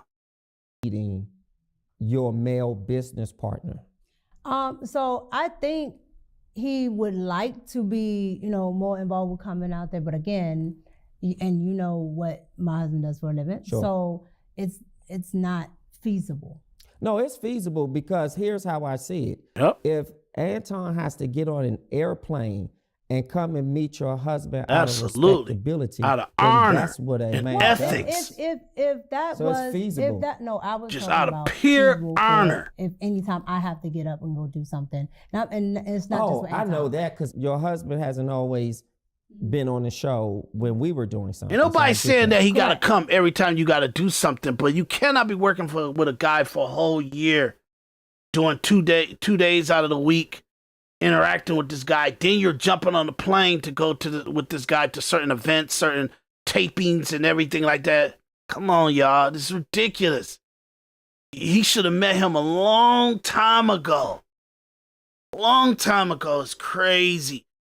When he became your manager, when it went from just being as you get hired to be on this panelist and be a commentary or a panelist, to move when it moved over 6 months to a year later to him becoming your manager and you signing to him signing you to say, okay, I'm gonna actually give you exposure and a career to push you off and fund your podcast, fund your back end, your whatever you're doing to put it onto my platform. When it went to that, he should have met him. He should have took him out when he said, you know what?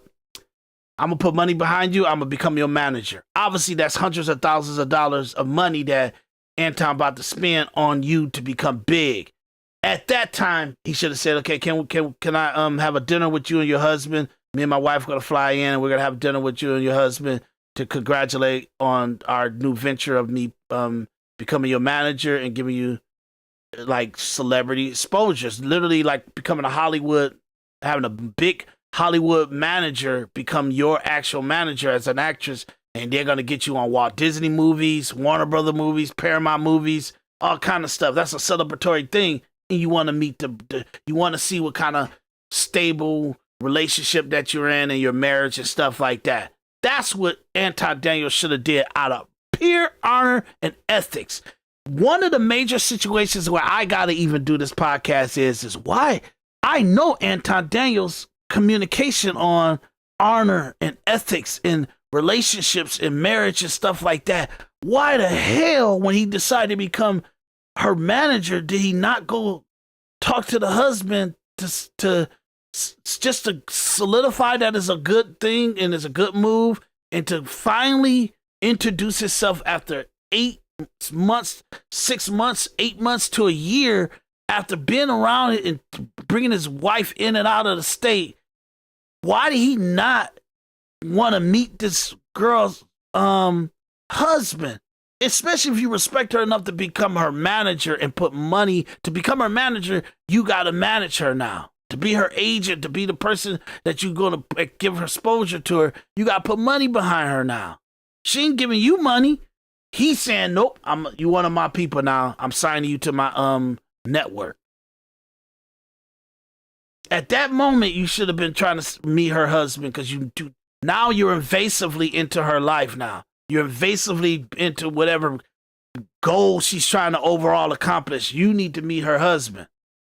He didn't. Why didn't he do it? Because he got a personal attraction to her. He got a personal longing for her.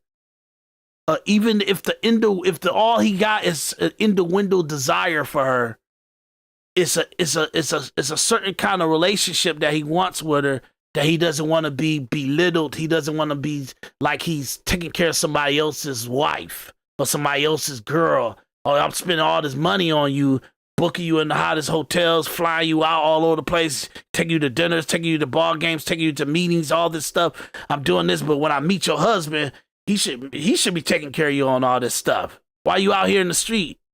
Why you need to be in somebody else's greatness, and you got your husband? Look at him.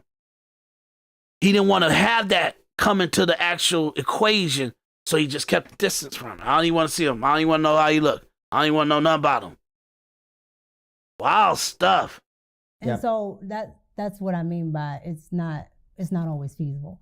But if it was to that point where he wanted to have, Anton do something, or if it was, well, I want to go, sure, that would have been fine. Yeah. But it's never I don't, how should I say it? I don't give I need to hide this, or it's just, I just really feel that because this is independent, that we're not looking at it as business, because what is independent? Because this is so this is your business here. Sure. I can talk to you directly instead of having to talk to 1,001 people to get to you. Oh, I see what you're saying. With that, it's still a business, but I can talk directly to you. So I can talk directly to Anton. So being that I can talk directly to Anton, I think people get a sense of that, well, because you can do that, then now it's something more happening if you go meet with this person. Yeah. Versus looking at it still the same. Yeah, this is not a big corporation, but this is still business, and this is still a person that is going to be employing me, contracting me, whatever. That still has to happen. If I was flying to Disney has to pay for my room and board. Yeah. Disney has to do this, that, and the third. And so again, I think because he's independent, he got more of a situation where the more entrenched that you become into whatever his plan as a company is, Anton got to meet your husband, dude. Especially because y'all do a little bit more private stuff. Private, like even hands-on detail entertainment stuff. He got to meet him, dude. It's a singular person that is easily accessible per se. That's right, yep. Now it's a different notion where this must be for this, instead of looking at it as business. So let's call a thing, if you will. Right. I want to really drive it home. Mm-hmm. Has Anton ever flirted with you? Flirted with me as a sense of what? Just naturally. Yeah, like see? Here or because I'm gonna explain. Well, I don't want to get into wordsmithing. No, there's no wordsmithing. Okay. The reason why I'm asking, because then I want to talk about even how she moving the chair. She got nervous there. The reason why I'm asking is because there's two different things, right? So Anton does things for content, and then there's things that Anton would do if we're just sitting here. Okay. So if you're saying personally, if me and Anton was just sitting here, no. Now, if you're talking about for content, when we're doing the virtual rooms and things for the show, Anton has said multiple things. So that's why I asked, which one are you talking about? So let me hear a few of the multiple things that he said that was a... Your team would have had to go and scour the shows that she's on with Anton. Don't leave it to her to come up with it.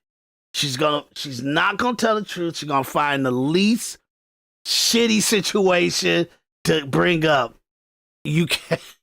I showed you guys, okay? Enough. It's stuff worse than that. You get what I'm saying? It's time when she's on the panel and he's talking about his dick. You know, all the women are on the panel and she's there with him and he's talking about how the size of his dick and all kind of crazy stuff. So it's wow, okay? It gets really ridiculous. He's specifically talking to her, but he does talk about the innuendo of his sexuality and his horniness and all the other stuff. And now you know that she's around him privately at dinner, on like him picking her up from the airport or them at certain functions and doing certain things. You kind of say, okay, hey, you a little wild, man. I don't want you, you're a little horny guy, or I don't know what you would be doing with my wife if you get a chance, or what you would try or whatever. You don't know, okay? So for some things, it's just ridiculous, the conversation that he has with her and stuff, or when she's on the panel and all the other stuff. But she's not gonna come. She's not gonna say that stuff. She's not gonna talk to you guys about him saying like, hey, you know, I love you. You know, nobody's gonna love you like I love you. She not gonna mention that kind of stuff. I had to play it for y'all. She gonna say some bullshit. Flirts. What people would consider if he's, you know, saying. Not people, what you considered as a flirt. I would say probably if he's like, oh, Micca, you're so sweet, or you're so cute, right? Hey, whatever. The problem that I have with it, Micca, I know you're so sweet. You're so cute. Right? I guess he would talk to her like that, however, but it was. I think that would be. I think that's off camera that he would be like that. Oh, Micca, you're so sweet. You're so cute. On camera, he's you fine, man. You fine as hell, man. Look at Micca. She fine as hell, man. Oh, you look like a. That's what the stuff he says on camera. It's ridiculous. I probably should have paid more attention to is the fact that people take content as real life instead of just content, right? Because yeah, that's stuff that, oh, hey, man, I was just talking to you like that because it was just content. Oh, I had that beef with you, just content. Oh, I'm dogging you out like that because it's just content. I'm disrespecting these type of people like this because it's content. I just say that stuff about women because it's content. I just say that stuff about black people because it's content. I just say this stuff. Like, come on, y'all. If we not saying our true feelings and our true perspectives and our true thought process on these platforms, but look, I guess I should be doing more crazy radical stuff, even if it's not me, if it's not what I really believe. If it gets me clicks, I can make some money, right, off this stuff. I can make some money off this stuff. So maybe I'll go into that. I don't know. I'll think about it. I'll think about it. Maybe Candace Owens full of shit online just because it gets clicks and it's content. But really, she knows a lot of this stuff is ridiculous, right? Is that what it is? Is that why she discredited herself? I come from a world where I know entertainment is entertainment, and people say this and that, you know, with reality shows, all of that. It's just for entertainment. And they go, the cameras cut off and they don't really hate each other. They talk to each other. But has he said those things to you privately? No, and that's why I asked you. It's all been on the show? Yes, that's why I asked you the difference. And that's why I wanted to make that Now distinction. she's confusing him. If I just said, you know what I mean? Yeah, he said this word. He adopted her talking point. We're sitting here. That's instead of saying, you know what? No. Come on. For content, while we're all, and mind you, he says it to not just me, other women on the panel. And how did you feel when a married man said that to a married woman? Again, at first, because you don't understand, who doesn't content, understand? Meaning, well, I'm talking about myself. Yeah. So again, being on YouTube, when you don't understand certain bounds of YouTube panels and things like that, people on panels say all types of egregious stuff or whatever to get reactions from the crowd, right? And so you might personally take stuff a certain way when they were just doing it as a reaction to get people in the crowd. And so how did you feel? I didn't feel a certain way. I didn't say anything because I was a little off-putted. See? But once I understood what she said, Anton, she's saying that, I know she's lying. I know. I get it. But I just want you to know on the record, because a lot of this is on the record now, so people can play it over and over again, okay? On the record, she said, you were saying some creepy sleazebag, perverted stuff to her. She was off-putted. She was like, oh, has he really been a pervy to me? And she, like, I'm this pretty princess and I'm very out of his league. And I think he thought his money was good enough that he can actually flirt with me in a perverted way or sleazebag way or a scummy way. But I don't know. I'm a little off-putting because I think that's what happened, but I don't want to draw the conclusion that he said something sleazebag or scummy or perverted.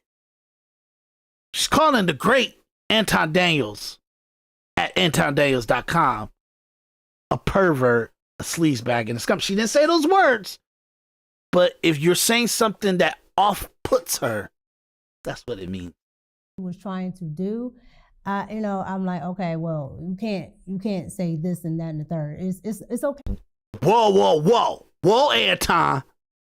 We ain't like that. It ain't like that. I know you paying $5,000 for me to stay in this hotel and rent my car, my plane ticket, and you throwing money at me because you got to pay me like $2,000 to come out here and help you out with this Corey Holcomb thing. But hold up. Don't get so beside yourself. You can't talk like me. I'm a married woman. Don't talk to me. Don't flirt with me. Don't do that. Don't even say those comments on air like that when you're on the podcast. You got to conduct yourself in a little bit more classy manner when it comes to me. I'm a queen. I'm a princess. I'm royalty. I know you're a little pervert. I know you're a little sleazebag. I know you're a scumbag. I know you're a little toxic, but conduct yourself in a better manner with me. Don't say that. Don't do that. It's okay for you to say this. It's okay for you to say this, but don't say that other stuff. That's how she said she was talking to you. Okay, she's checking you. Yeah, I know it's a lie, but I'm just saying it's on the record. That's what she said. Hey, if you're like, okay, I have beautiful women on my panel, that is fine, right? Because people can acknowledge that people look that look nice and things like that. But it's okay for you to say that you got beautiful people on the panel. That's all right. That's sensible, but don't cross the line to no pervy stuff. Don't cross the line to no scumbag stuff. Don't cross the line to no salacious, sick, scoundrel stuff. It's when it becomes personalized that when you personalize your comments to me, when you make me feel uncomfortable, when you make me feel violated, it's like an assault on me. It's emotional assault. It's workplace assault. Don't do that, Anton. Oh. Yeah. I know I wanted to do business with Anton before, but I think because I'm a Detroiter too. But I think a lot of my podcasts over the last couple of weeks is gonna make that a impossibility. But that's life. Funny to the audience. How does his wife feel? Has his wife Rita ever expressed to you? One thing about Anton Daniels, man, his wife is down for the ride. She ain't gonna turn against her husband. I don't have nothing bad to say about Rita.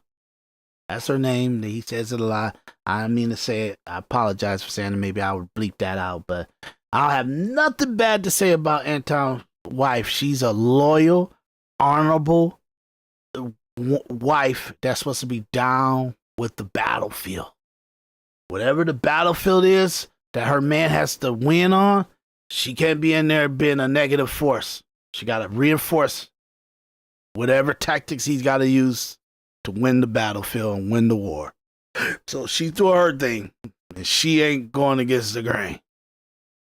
Her disdain, or have you heard her discuss something with him about her disapproval of saying that to you on a show? Even because go ahead. Well, let me just say this just before you answer. I think there's a line you draw in the sand when I say something because it's content. So I'm producing content here. I'm doing a show. And if I say to you, knowing your husband, wow, you look so beautiful and you're so gorgeous. Boy, I wish we could probably just go for a nice drink. That's disrespectful. Yeah, but he's never said that to me. Yeah, but totally different. He may not have used my words. I'm just saying. No, he's never. But they went out to dinner and they went to go have drinks. I know this. They talked about this on the show. Now they all may have done it in a group or whatever, but they have went out to dinner and they have done this stuff in a professional manner, or at least like a group of them, or maybe him and her after a taping or something like that. But it's all professional. Nah, it's crazy. Stay in your room, do your recording, jump in an Uber or jump in a private car, go back to your hotel, stay in a room, eat some DoorDash, carry your ass home. You gotta be there for a second day because you want to learn some other stuff. You want to just go over there and just learn stuff from how he does his show and stuff. Maybe you can do that, but how can you tell? How do you know? How do you know the lines that was professional to the personalization? Because now we're in hindsight 2020, and you call him, explain the bitch. You like his side bitch now, and the whole internet thinks you're his side bitch. Now you wanna get out the technicalities. Come on, it's ridiculous. Done that. Period. Like, oh, well, let's go for it. But he's called you beautiful. Oh, yes. And gorgeous. Yes. Yes. Yes. On the show. Yes. And to you, that's not a problem. Because it's happened more than once. Correct. And I'm not trying to make it a problem. No, that's what I'm saying. Sure. Let me answer your question. So, yes, he said beautiful, gorgeous, whatever.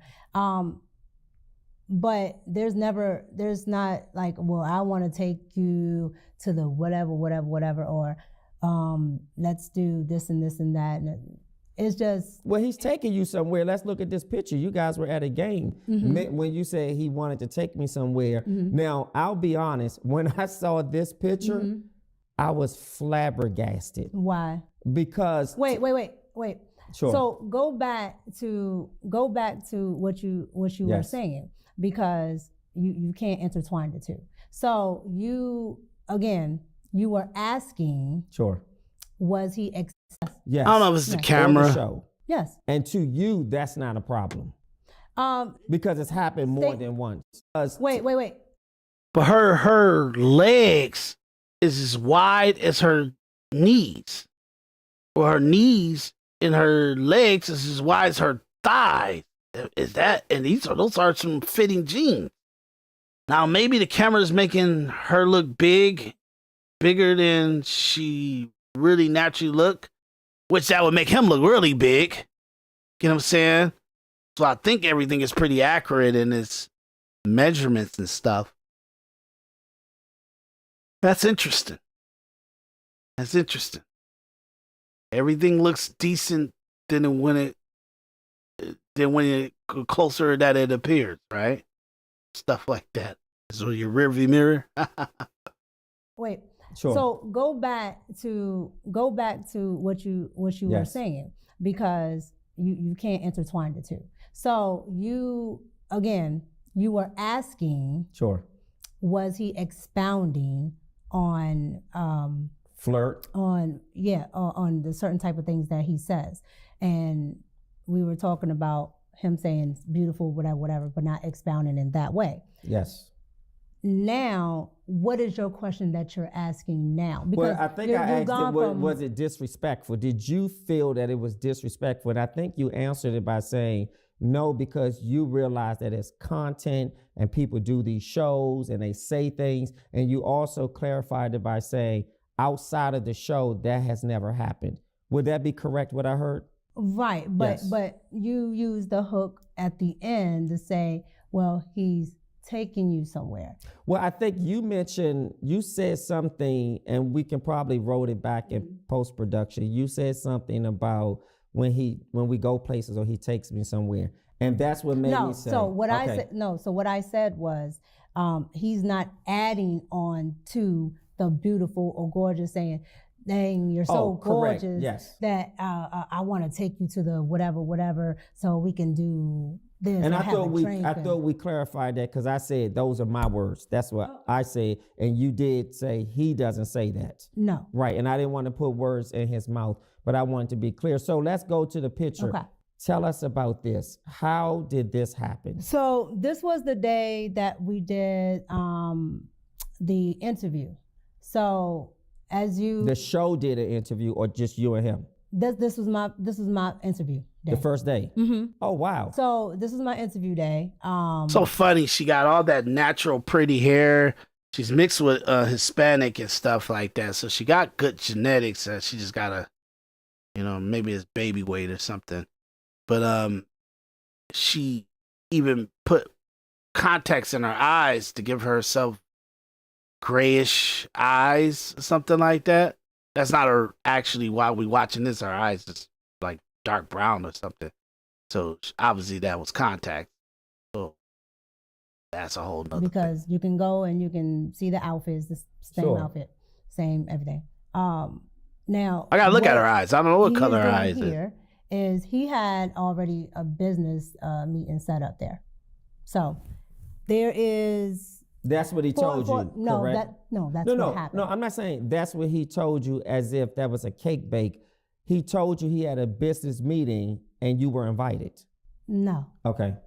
So again, back there, probably like on the first level there is a area where if you have, your high roller seats and things like that, you I don't know what they call it there in Detroit, but here in DC, they call it maybe the Ultra Club and things like that, where all the people that have club seats, things like that. Yeah, you have, of course, conference rooms, other things up there, and back there. It looked like her eyes are kind of dark brown. Yeah. He met a couple of high profile people. They were talking about sponsorships. They were talking about interviews, a whole lot of stuff. Yeah. I still don't think you answered the question. What I'm trying to You get asked at, what was I doing there? how did, because I said he had a business meeting and Correct. invited you, Correct. and you said no. So you didn't fall out the sky. They didn't open up the dome and you came down on a harness into the meeting. So what I'm saying is Hold on. Ask your actual question. So this is what I'm saying. The interview is over. The one-on-one interview is over, correct? Correct. What does the conversation sound like to invite you to come here? Okay. Because I said you were Okay. invited and you said no. Okay. So no, that's not what I said. But We're going to play it back. Nevertheless, so again, he had business meetings there, and he said, well, I got a couple meetings at the game, and What is that? They They gotta, that stuff gotta stop. I know it's some new lingo stuff, but it's gotta stop. When he was saying it is and stupid. Sounds stupid. Sure. And you were the only one from the team that went, or were there other people? I know you were the only interview. I wasn't at a team then. No, I'm saying the interview was his staff, his production. Like you have camera people, producers, etc. He said that he's all of a sudden just inviting people to the game and stuff. He didn't say, hey, y'all, we're going to go to the game. You know, he just said, hey, you want to go to this game with me? So the production is over. Did he not only apprise you that he was going and invited you, were there other production people? Well, because we all have gone out together after production. Correct. Yes. Well, again, you have production people and everything, all that other good stuff. Anton does everything himself. Yes. And I do mean all of it. Unless sometimes, like if he has something else going on, there may be another person there because they maybe have to help him with something else. But if it's only like one thing that he's doing outside of his own videos, sure, it's only him. So his wife wasn't there? At this one, no. Right, so you flew out for an interview. Mm-hmm. You went to his studio or place of production. Y'all did an interview, and it's just you guys, correct? So I flew to Detroit, got to the hotel, okay, got to the studio. He booked a hotel for you, the location. Correct. Okay. Got to the studio. His wife came past the studio. That's when I first met her. Sure. But she did not stay. Okay. Let me ask you this, and I'm not trying to be too investigatory, but it gives foundation. How far is the hotel from the studio and from his home, if you knew that? I've never been to his home. So well, you don't have to go to a person's home. You said from his know. home, so yeah. I don't know. You don't know that? Okay, fair enough. From the studio? Give or take 5, 10, 15 minutes or more? I say maybe 10 or 15. Okay, 10 or 15. So then he says... It's all downtown. It's all downtown. So he says, hey, I got this business meeting. I'm going to this game. Would you like to go with me? And I live in Detroit, so I'm always yes, downtown filming and stuff like that. So it's about 5 minutes, 5 to 10 at the worst. At the worst. You know, if he got the front, like the valet person with his car ready, or she's got the car ready and she's going straight to the studio, from where they are, probably 5-10 minutes at the worst. And that's because of traffic or something. But if you were to have no clear traffic and nothing, she'd probably be there in 5 minutes. Forced into going. Not I got this game. I got this meeting. I have this meeting. Okay, so if I'm looking at this picture, are you all on the floor at a basketball game? Correct, that's the floor. Okay, at a basketball game. Correct. So you went to a basketball game. Did you watch the game? No, this picture right here, we probably sat on this court maybe 10 minutes. Oh, we I were see. in the back. So a meeting, and then y'all just went on the floor to take a picture. No, we just went on the floor, and we sat there maybe 10 minutes, and then they had their, sat there 10 minutes to watch a game for 10 minutes? He wanted to see a little bit of the game. Sat there maybe about 10 minutes. The quarter ended, went right back to the back. Okay, and was his wife invited with you guys to the business meeting? I don't know if she was invited or not. Was she there? If she was there, no. She was not there. Okay, In that moment, did you feel awkward? No, because I was there for a meeting. So but you had nothing to do with the meeting, right? Let me finish. Sure. I was there for a meeting, right? So he's already having his business dealings, whatever he's going to do. You're in business. You're in this crowd. Sure. You absolutely understand that there are networking opportunities. If I know so-and-so and I bring you with me Sure. and so-and-so sees you, Correct. oh, you can make networking opportunities. And you also know that it does not happen in a vacuum. It does not happen in offices. Correct. It does not happen. You can be at the golfing, you can be at the NBA games, all types of things. So again, kind of like just like the thing we were talking about with it just being the fact that it's just that person that is the business entity. I also think that when people don't know business or people have never experienced what it's like to network, especially with people that are upper echelon, they don't understand that these things don't happen in just offices. These things don't happen in a particular upper echelon. That's going to be the new female vocabulary for high up and a provider, upper echelon man or something like that. Watch, it's going to be, I'm telling you guys, it's going to be. There are a lot of high. So all you men out there, become an upper echelon man. Time to do it. Owners and business people. Like there were people there that were part of the NBA. Sure. The guy that owns the actual arena. Yeah. Yeah. All there. Yeah. All the mayor, like all there. Yeah. Oh, I'm sorry, the former mayor. The former mayor, yeah. Mm-hmm. But here's the difference, and you know this because we work together. Mm-hmm. I go back to how critical it is for the male that you're working with, particularly when it's sort of independent and we are being seen and these sort of pictures come about. It's important to meet and know your husband. And I'm not saying he isn't a man of character because I don't know Anton. And I'm not here to vilify him. I'm just going based off how things look and what the concerns have been in the public. I understand, but that's why I don't mind. That's why I don't mind talking about it, because there's nothing nefarious that doesn't matter. On. We're not talking about nefarious. We're talking about the pure disrespect to your husband coming from Anton, coming from you to be seen around other powerful men, to go into establishments and certain functions and boardrooms or meeting rooms that you got powerful men that when the women come into that area, they better be a female exec that's part of the staff, or they better be representing there with the man that empowers their household.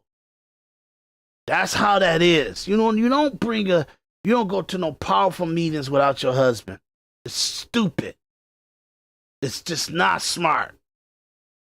You get what I'm saying? If you want to seem like a rogue, and most women are, they like rogue agents. They go to different high-end function or principal functions with like a board or high execs and stuff like that, and they go by themselves.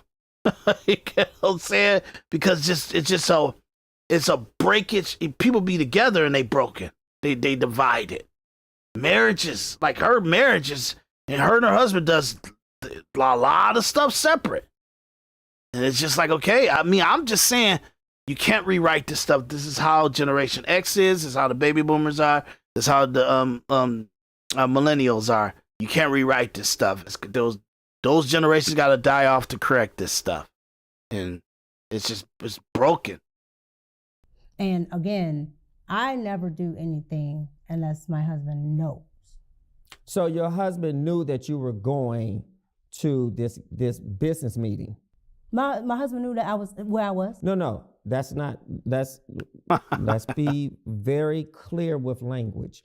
So I want to be clear. Second time he told her that. Did your husband know that after the show, the interview was over, you were going to a basketball, you were going to a meeting at an arena where a basketball game was? I don't remember if I told him before or after, but I did tell my husband. Mm-hmm. Okay, you told him. But of course. When you say you don't remember meaning before like, or after, meaning like is I it can't, fair to say you told him after? No, it's not fair. Because how do you not remember that? Because I don't remember everything about that day. No, but you're a married woman who goes, and I want to be fair to you, but I want us because to be. Because to me, everything that I'm doing is business. So again, but a married woman doesn't forget if she told her husband she went somewhere before or after. No, you're trying to pinpoint a time frame, and I'm telling you, I don't remember my time frame. Not a time frame. I tell my husband everything. So yes, I did, and I posted this. This is my picture. Yes. So again, if I was trying to hide it, if I didn't want my husband to know it, I would have never posted. So you think posting it makes you innocuous? No, I'm telling you that I don't hide anything. I have nothing to hide. And so if I wanted to hide something from my spouse, I would have never posted. Let's look at the next picture. I thought the next picture was really, really interesting. And in this next picture. But wait, why are you leaving that one? Why are you leaving? Why are you leaving that one? What is there more you want to expound? No, but it's something that she's such on guard because and so she's such in a defending herself mode that she doesn't understand that she's stepping on her own message. It wasn't a basketball game I was invited to. Correct. I was invited to a business meeting. Correct. I heard you say I went for an interview, and after the interview, I was asked and I accepted the offer. Okay. I heard you say that I apprised my husband, or you told your husband this is where you were going. You couldn't remember if it was before or after, but either way, your husband knew. And the final thing you said was you posted the picture. Correct. I have nothing further. Is that fair? That's fair. Next picture. Boy, he's I was flabbergasted by this picture. Okay. Orlando Bloom. Because I'm sorry. Orlando Fox, you are actually doing a great job. And I hopefully you getting all the respect that you deserve. You know what I'm saying? Yeah, this is a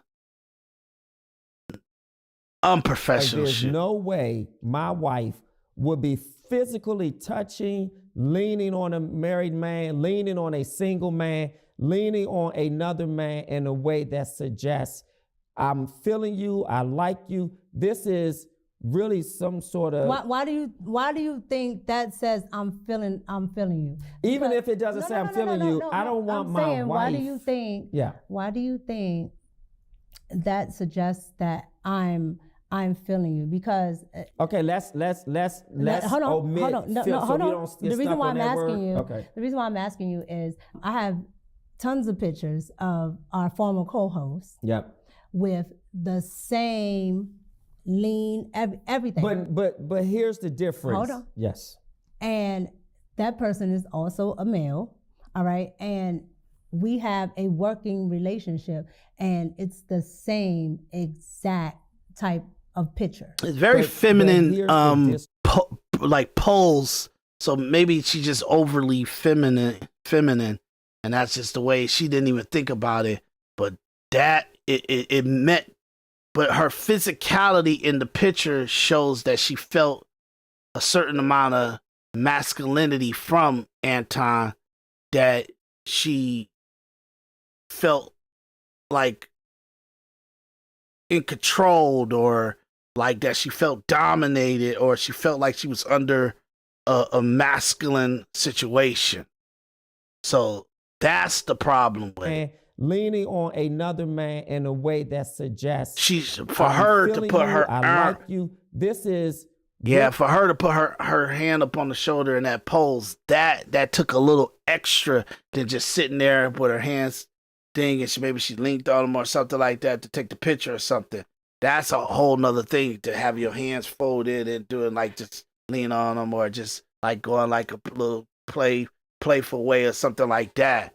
But to put your hand like that on them, come on. At least it showed that they really had a good time. Some sort of. Why do you think that says I'm feeling you? Even if it doesn't say I'm feeling you, I don't want my wife. Why do you think? Yeah. Why do you think that suggests that I'm feeling you because Okay, let's hold on. omit No, feel, so hold we on. don't The get reason stuck why on I'm that word. asking you, Okay. the reason why I'm asking you is I have tons of pictures of our former co-hosts Yep. with the same lean everything. But here's the difference. Hold on. Yes.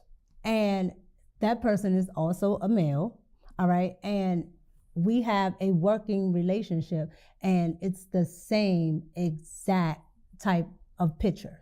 But here's the disrespect. Here's the disrespect.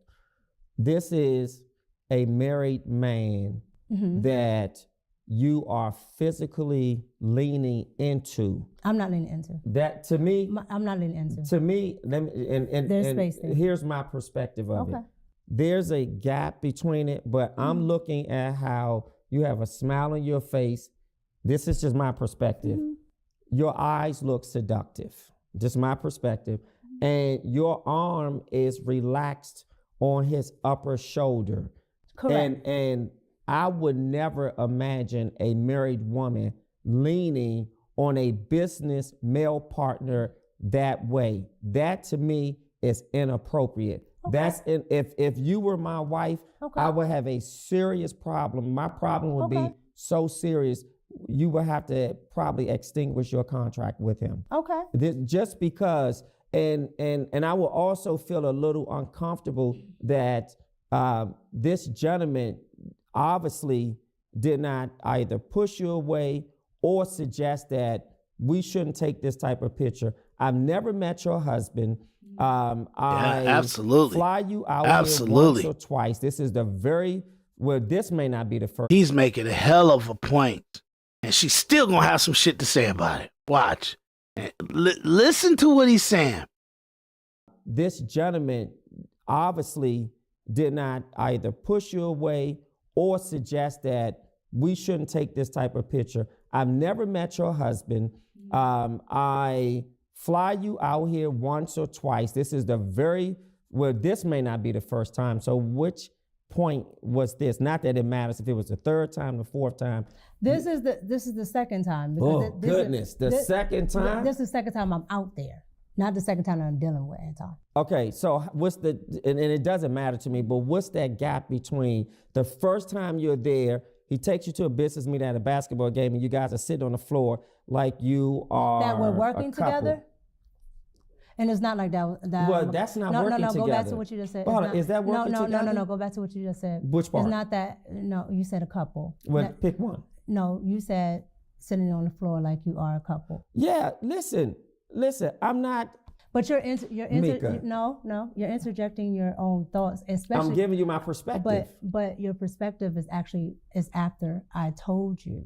So to put something else there. Okay, I see. That's fair. Okay, so I think that's a fair point. I don't want to spin it. What I want to say is messaging, imagery is critical because imagery is messaging. Absolutely. And a lot of times on a jumbotron at a game, we often see couples, whether you're high up or you're on the floor. A lot of times when people are on the floor, you see. Do you sit at the game? Do I sit at the game? Correct. Yes. Do you sit at the game on the floor? I have. No. Do you all the time? No. Okay. All right. So who have you met at these games on the floor? This is my show, not yours. I'm not answering the questions. Oh, okay. And the reason if I come on your show, then we can get into that. However, I'm but not the reason I asked you is to give perspective, right? Yes. Because what I found, okay, because I'm usually in the skybox. Yes. When I'm here in DC, I'm in my box. I don't like to be down on the floor. That's not my thing. Sure. On the floor, there are family members there. That's another thing. I always see, because I watch the Pistons, and I always see Anton Daniels on the floor area, like behind the team and all the other stuff, because he knows his prime real estate. And I always see him with a different girl and stuff like that. Micca, I think he's. I seen him with a couple other girls that he be having on the show and stuff like that. So, you know, it is the truth that he said he always have a nice lady on his shoulder or something on his arm or something like that. But that's the problem. If a man of stature and got some clout and people know him and people respect him and all that stuff, sees his wife at a ball game on TV, and that's his wife with this guy, and even if they supposed to be partners or business partners, yo, you guys at a basketball game. Why are you at a basketball game? How much work did you have to do to be sitting on the floor watching the game, and now I'm watching TV? And if I go back to watch that whole game, and it's still, I would still see you on the floor with this guy. That's the problem.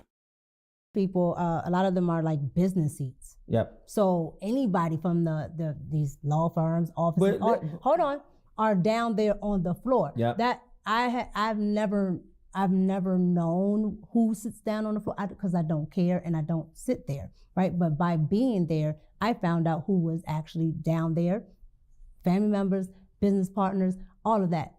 That's who I met. Listen, so hold on. Yes. So again, I'm not disputing your perspective as far as people that don't know. Yeah. Right? That's fair. But when you are in that world and you are in the know, and you know more than just the I would say the popular culture of who might sit down there, right? Because you might see your favorite rapper, things like that. But all those people that are sitting beside the rapper, you absolutely don't know why they're there. But two married people shouldn't be sitting together without their spouses. No. Now, see, and here we are again. With She's not going to get it.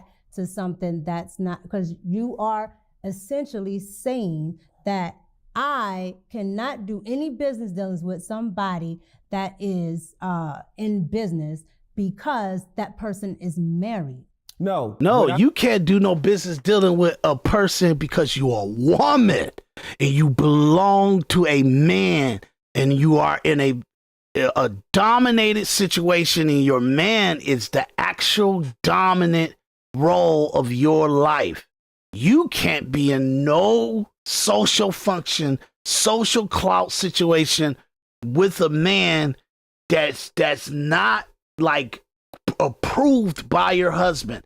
Every meeting, every single thing you doing out of town, every place you go, your podcast shows you do, all that stuff needs to be approved by your husband. And if he doesn't give a shit, that he's just like, whatever happens, wherever you go, we'll deal with the fallout. Then that's why y'all got this situation where you are Daniel's side chick, and you've been perceived as a side chick. It's because you guys did it your way. You did it your way. Your husband did it the way that it was favorable to you, or wherever he may thought that was a good sense for him to allow it to go. It all went, y'all did it your way, and it came out in the end that Corey Holcomb called your wife a bitch and called your wife Anton Daniel's side chick, and she got disrespected all over the internet, and you got hundreds to thousands of podcasters doing episodes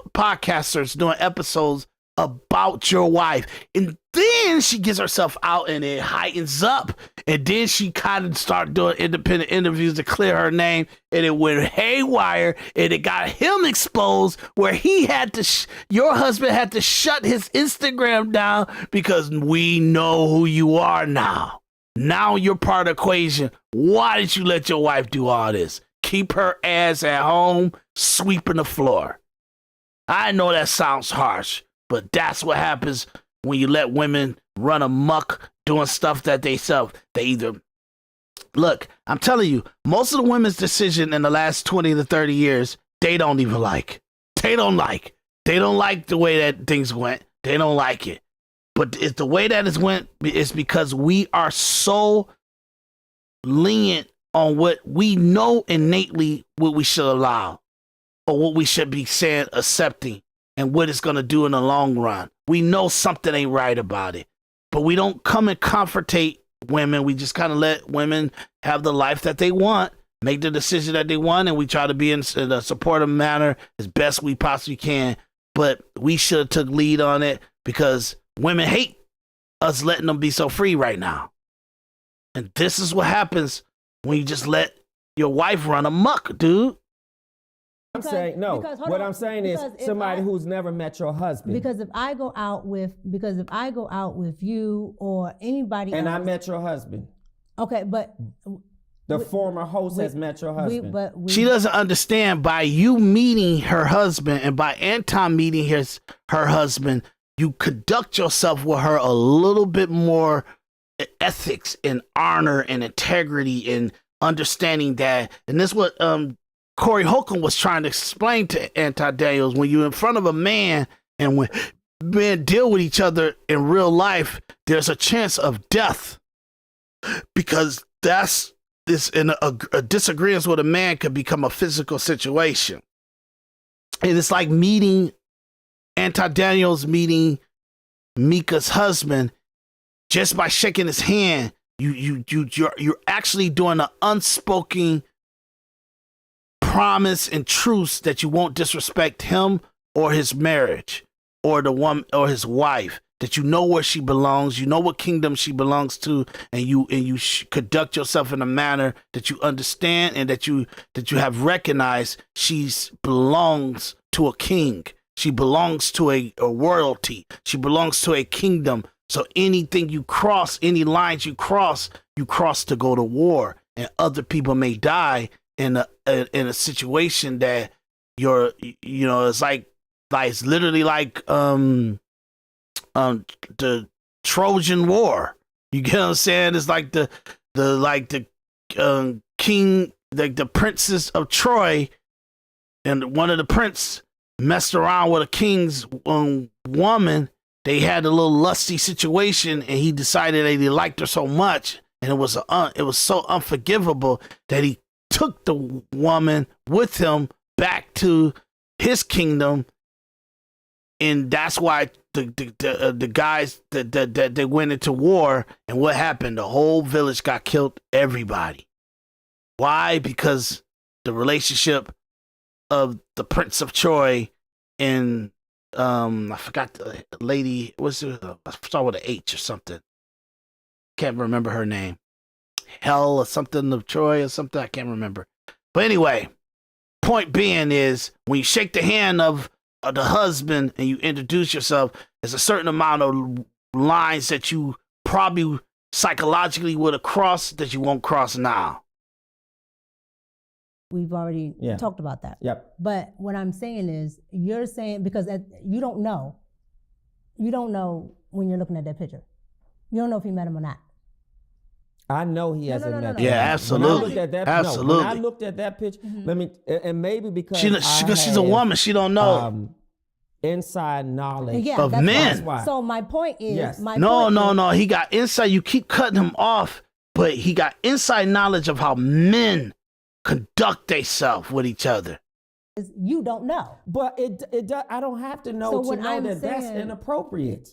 Let me say this, and maybe you just don't see it. You can't see how this could be construed. That's not what I said. Okay, we just talked. Okay, so do you see this as being inappropriate? We just talked about what it can look like imagery-wise. So let me ask you. Forget the imagery. Is this inappropriate to you?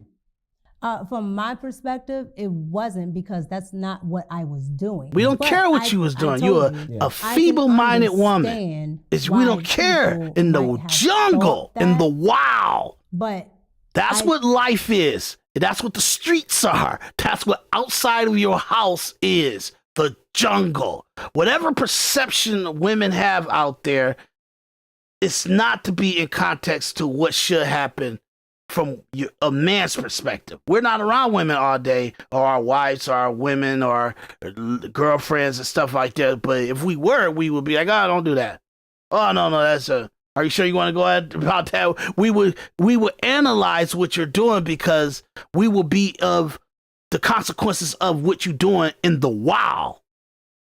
But women are out there making consequences of the wild without us, because we can't be with them at their job 8 hours a day or 10 hours a day. And so that's the break. he's telling you, or I'm telling you, it's different. Men look at the physicality on a picture, and we know lines cross, and it wouldn't be crossed like that if you knew who I was, dog. If you looked me in my eyes, if you shook my hand. If you are doing that after shaking my hand, it's just total disrespect, and I'm burning this whole motherfucking thing down. Literally did not have anything going on or anything, like there's nothing inappropriate going on. So me Meaning just burning the marriage down. Okay. leaning didn't seem like an issue to me. Okay, so here's some hard questions I really, really need to ask you. First one is, it may not be as hard, but here it is. Are you going to continue working with Anton? Well, I do not, well, I have not been on after hours since the whole incident happened. That's not answering my question. I'm not finished. Okay. So I haven't been on after hours since the incident happened. And I felt that, you know, there were a lot of things that I did not like about everything. But here it is. Are you going to continue working with Anton? Well, I do not, well, I have not been on after hours since the whole incident happened. That's not answering my question. I'm not finished. Okay. So I haven't been on after hours since the incident happened. And I felt that, you know, there were a lot of things that I did not like about everything that went on. So with that, I decided to pull away from the show. So no, I am not. Is that okay? We're gonna leave it there, and I'm gonna come back with a third part because we're about over 3 hours. I'm sorry. So we're gonna come back after a little break and everything, and we're gonna kind of wrap this all up, and then I want to show you some guys other stuff, and we're gonna kind of give you a little bit more inside information. Thanks to Nyla Says, we're gonna kind of give you some background on her husband because it's the way it is. You know what I mean? You know, it's all public access and public knowledge, and she kind of did the work, and we're doing the reporting and we're doing coverage of what the knowledge is that's out here to be known about this whole contextual situation, because we're talking about this infamous husband, and it's just, we got to bring it into the context of things. Why? Because it's just the way it is. Okay. This is what Anton Daniels and this is what Micca did. So I'm going to allow Nyla Says to kind of walk you through it. But Orlando Fox, you're doing a great job. We're going to conclude this. It's pretty much almost over with, guys. But I don't want it to go too far over. I didn't want to go over 2 hours, but I'm not going to let it go too much over 3 hours. So I'll see you guys in the final one, the final part of this, hopefully the final part of this. And hit that like, subscribe, hit the notification bell. I would like for you guys to join the panel. So if you can, hit the individualperspectivepodcast@gmail.com, individualperspectivepodcast@gmail.com. That way you can sign up for, give me your information, your email and your information, your name and everything. And you can sign up for the actual panel that we would have, what name that you want to use under the panel and all that other stuff. So I'll see you guys in the next one, and we'll be right back. Check you guys out.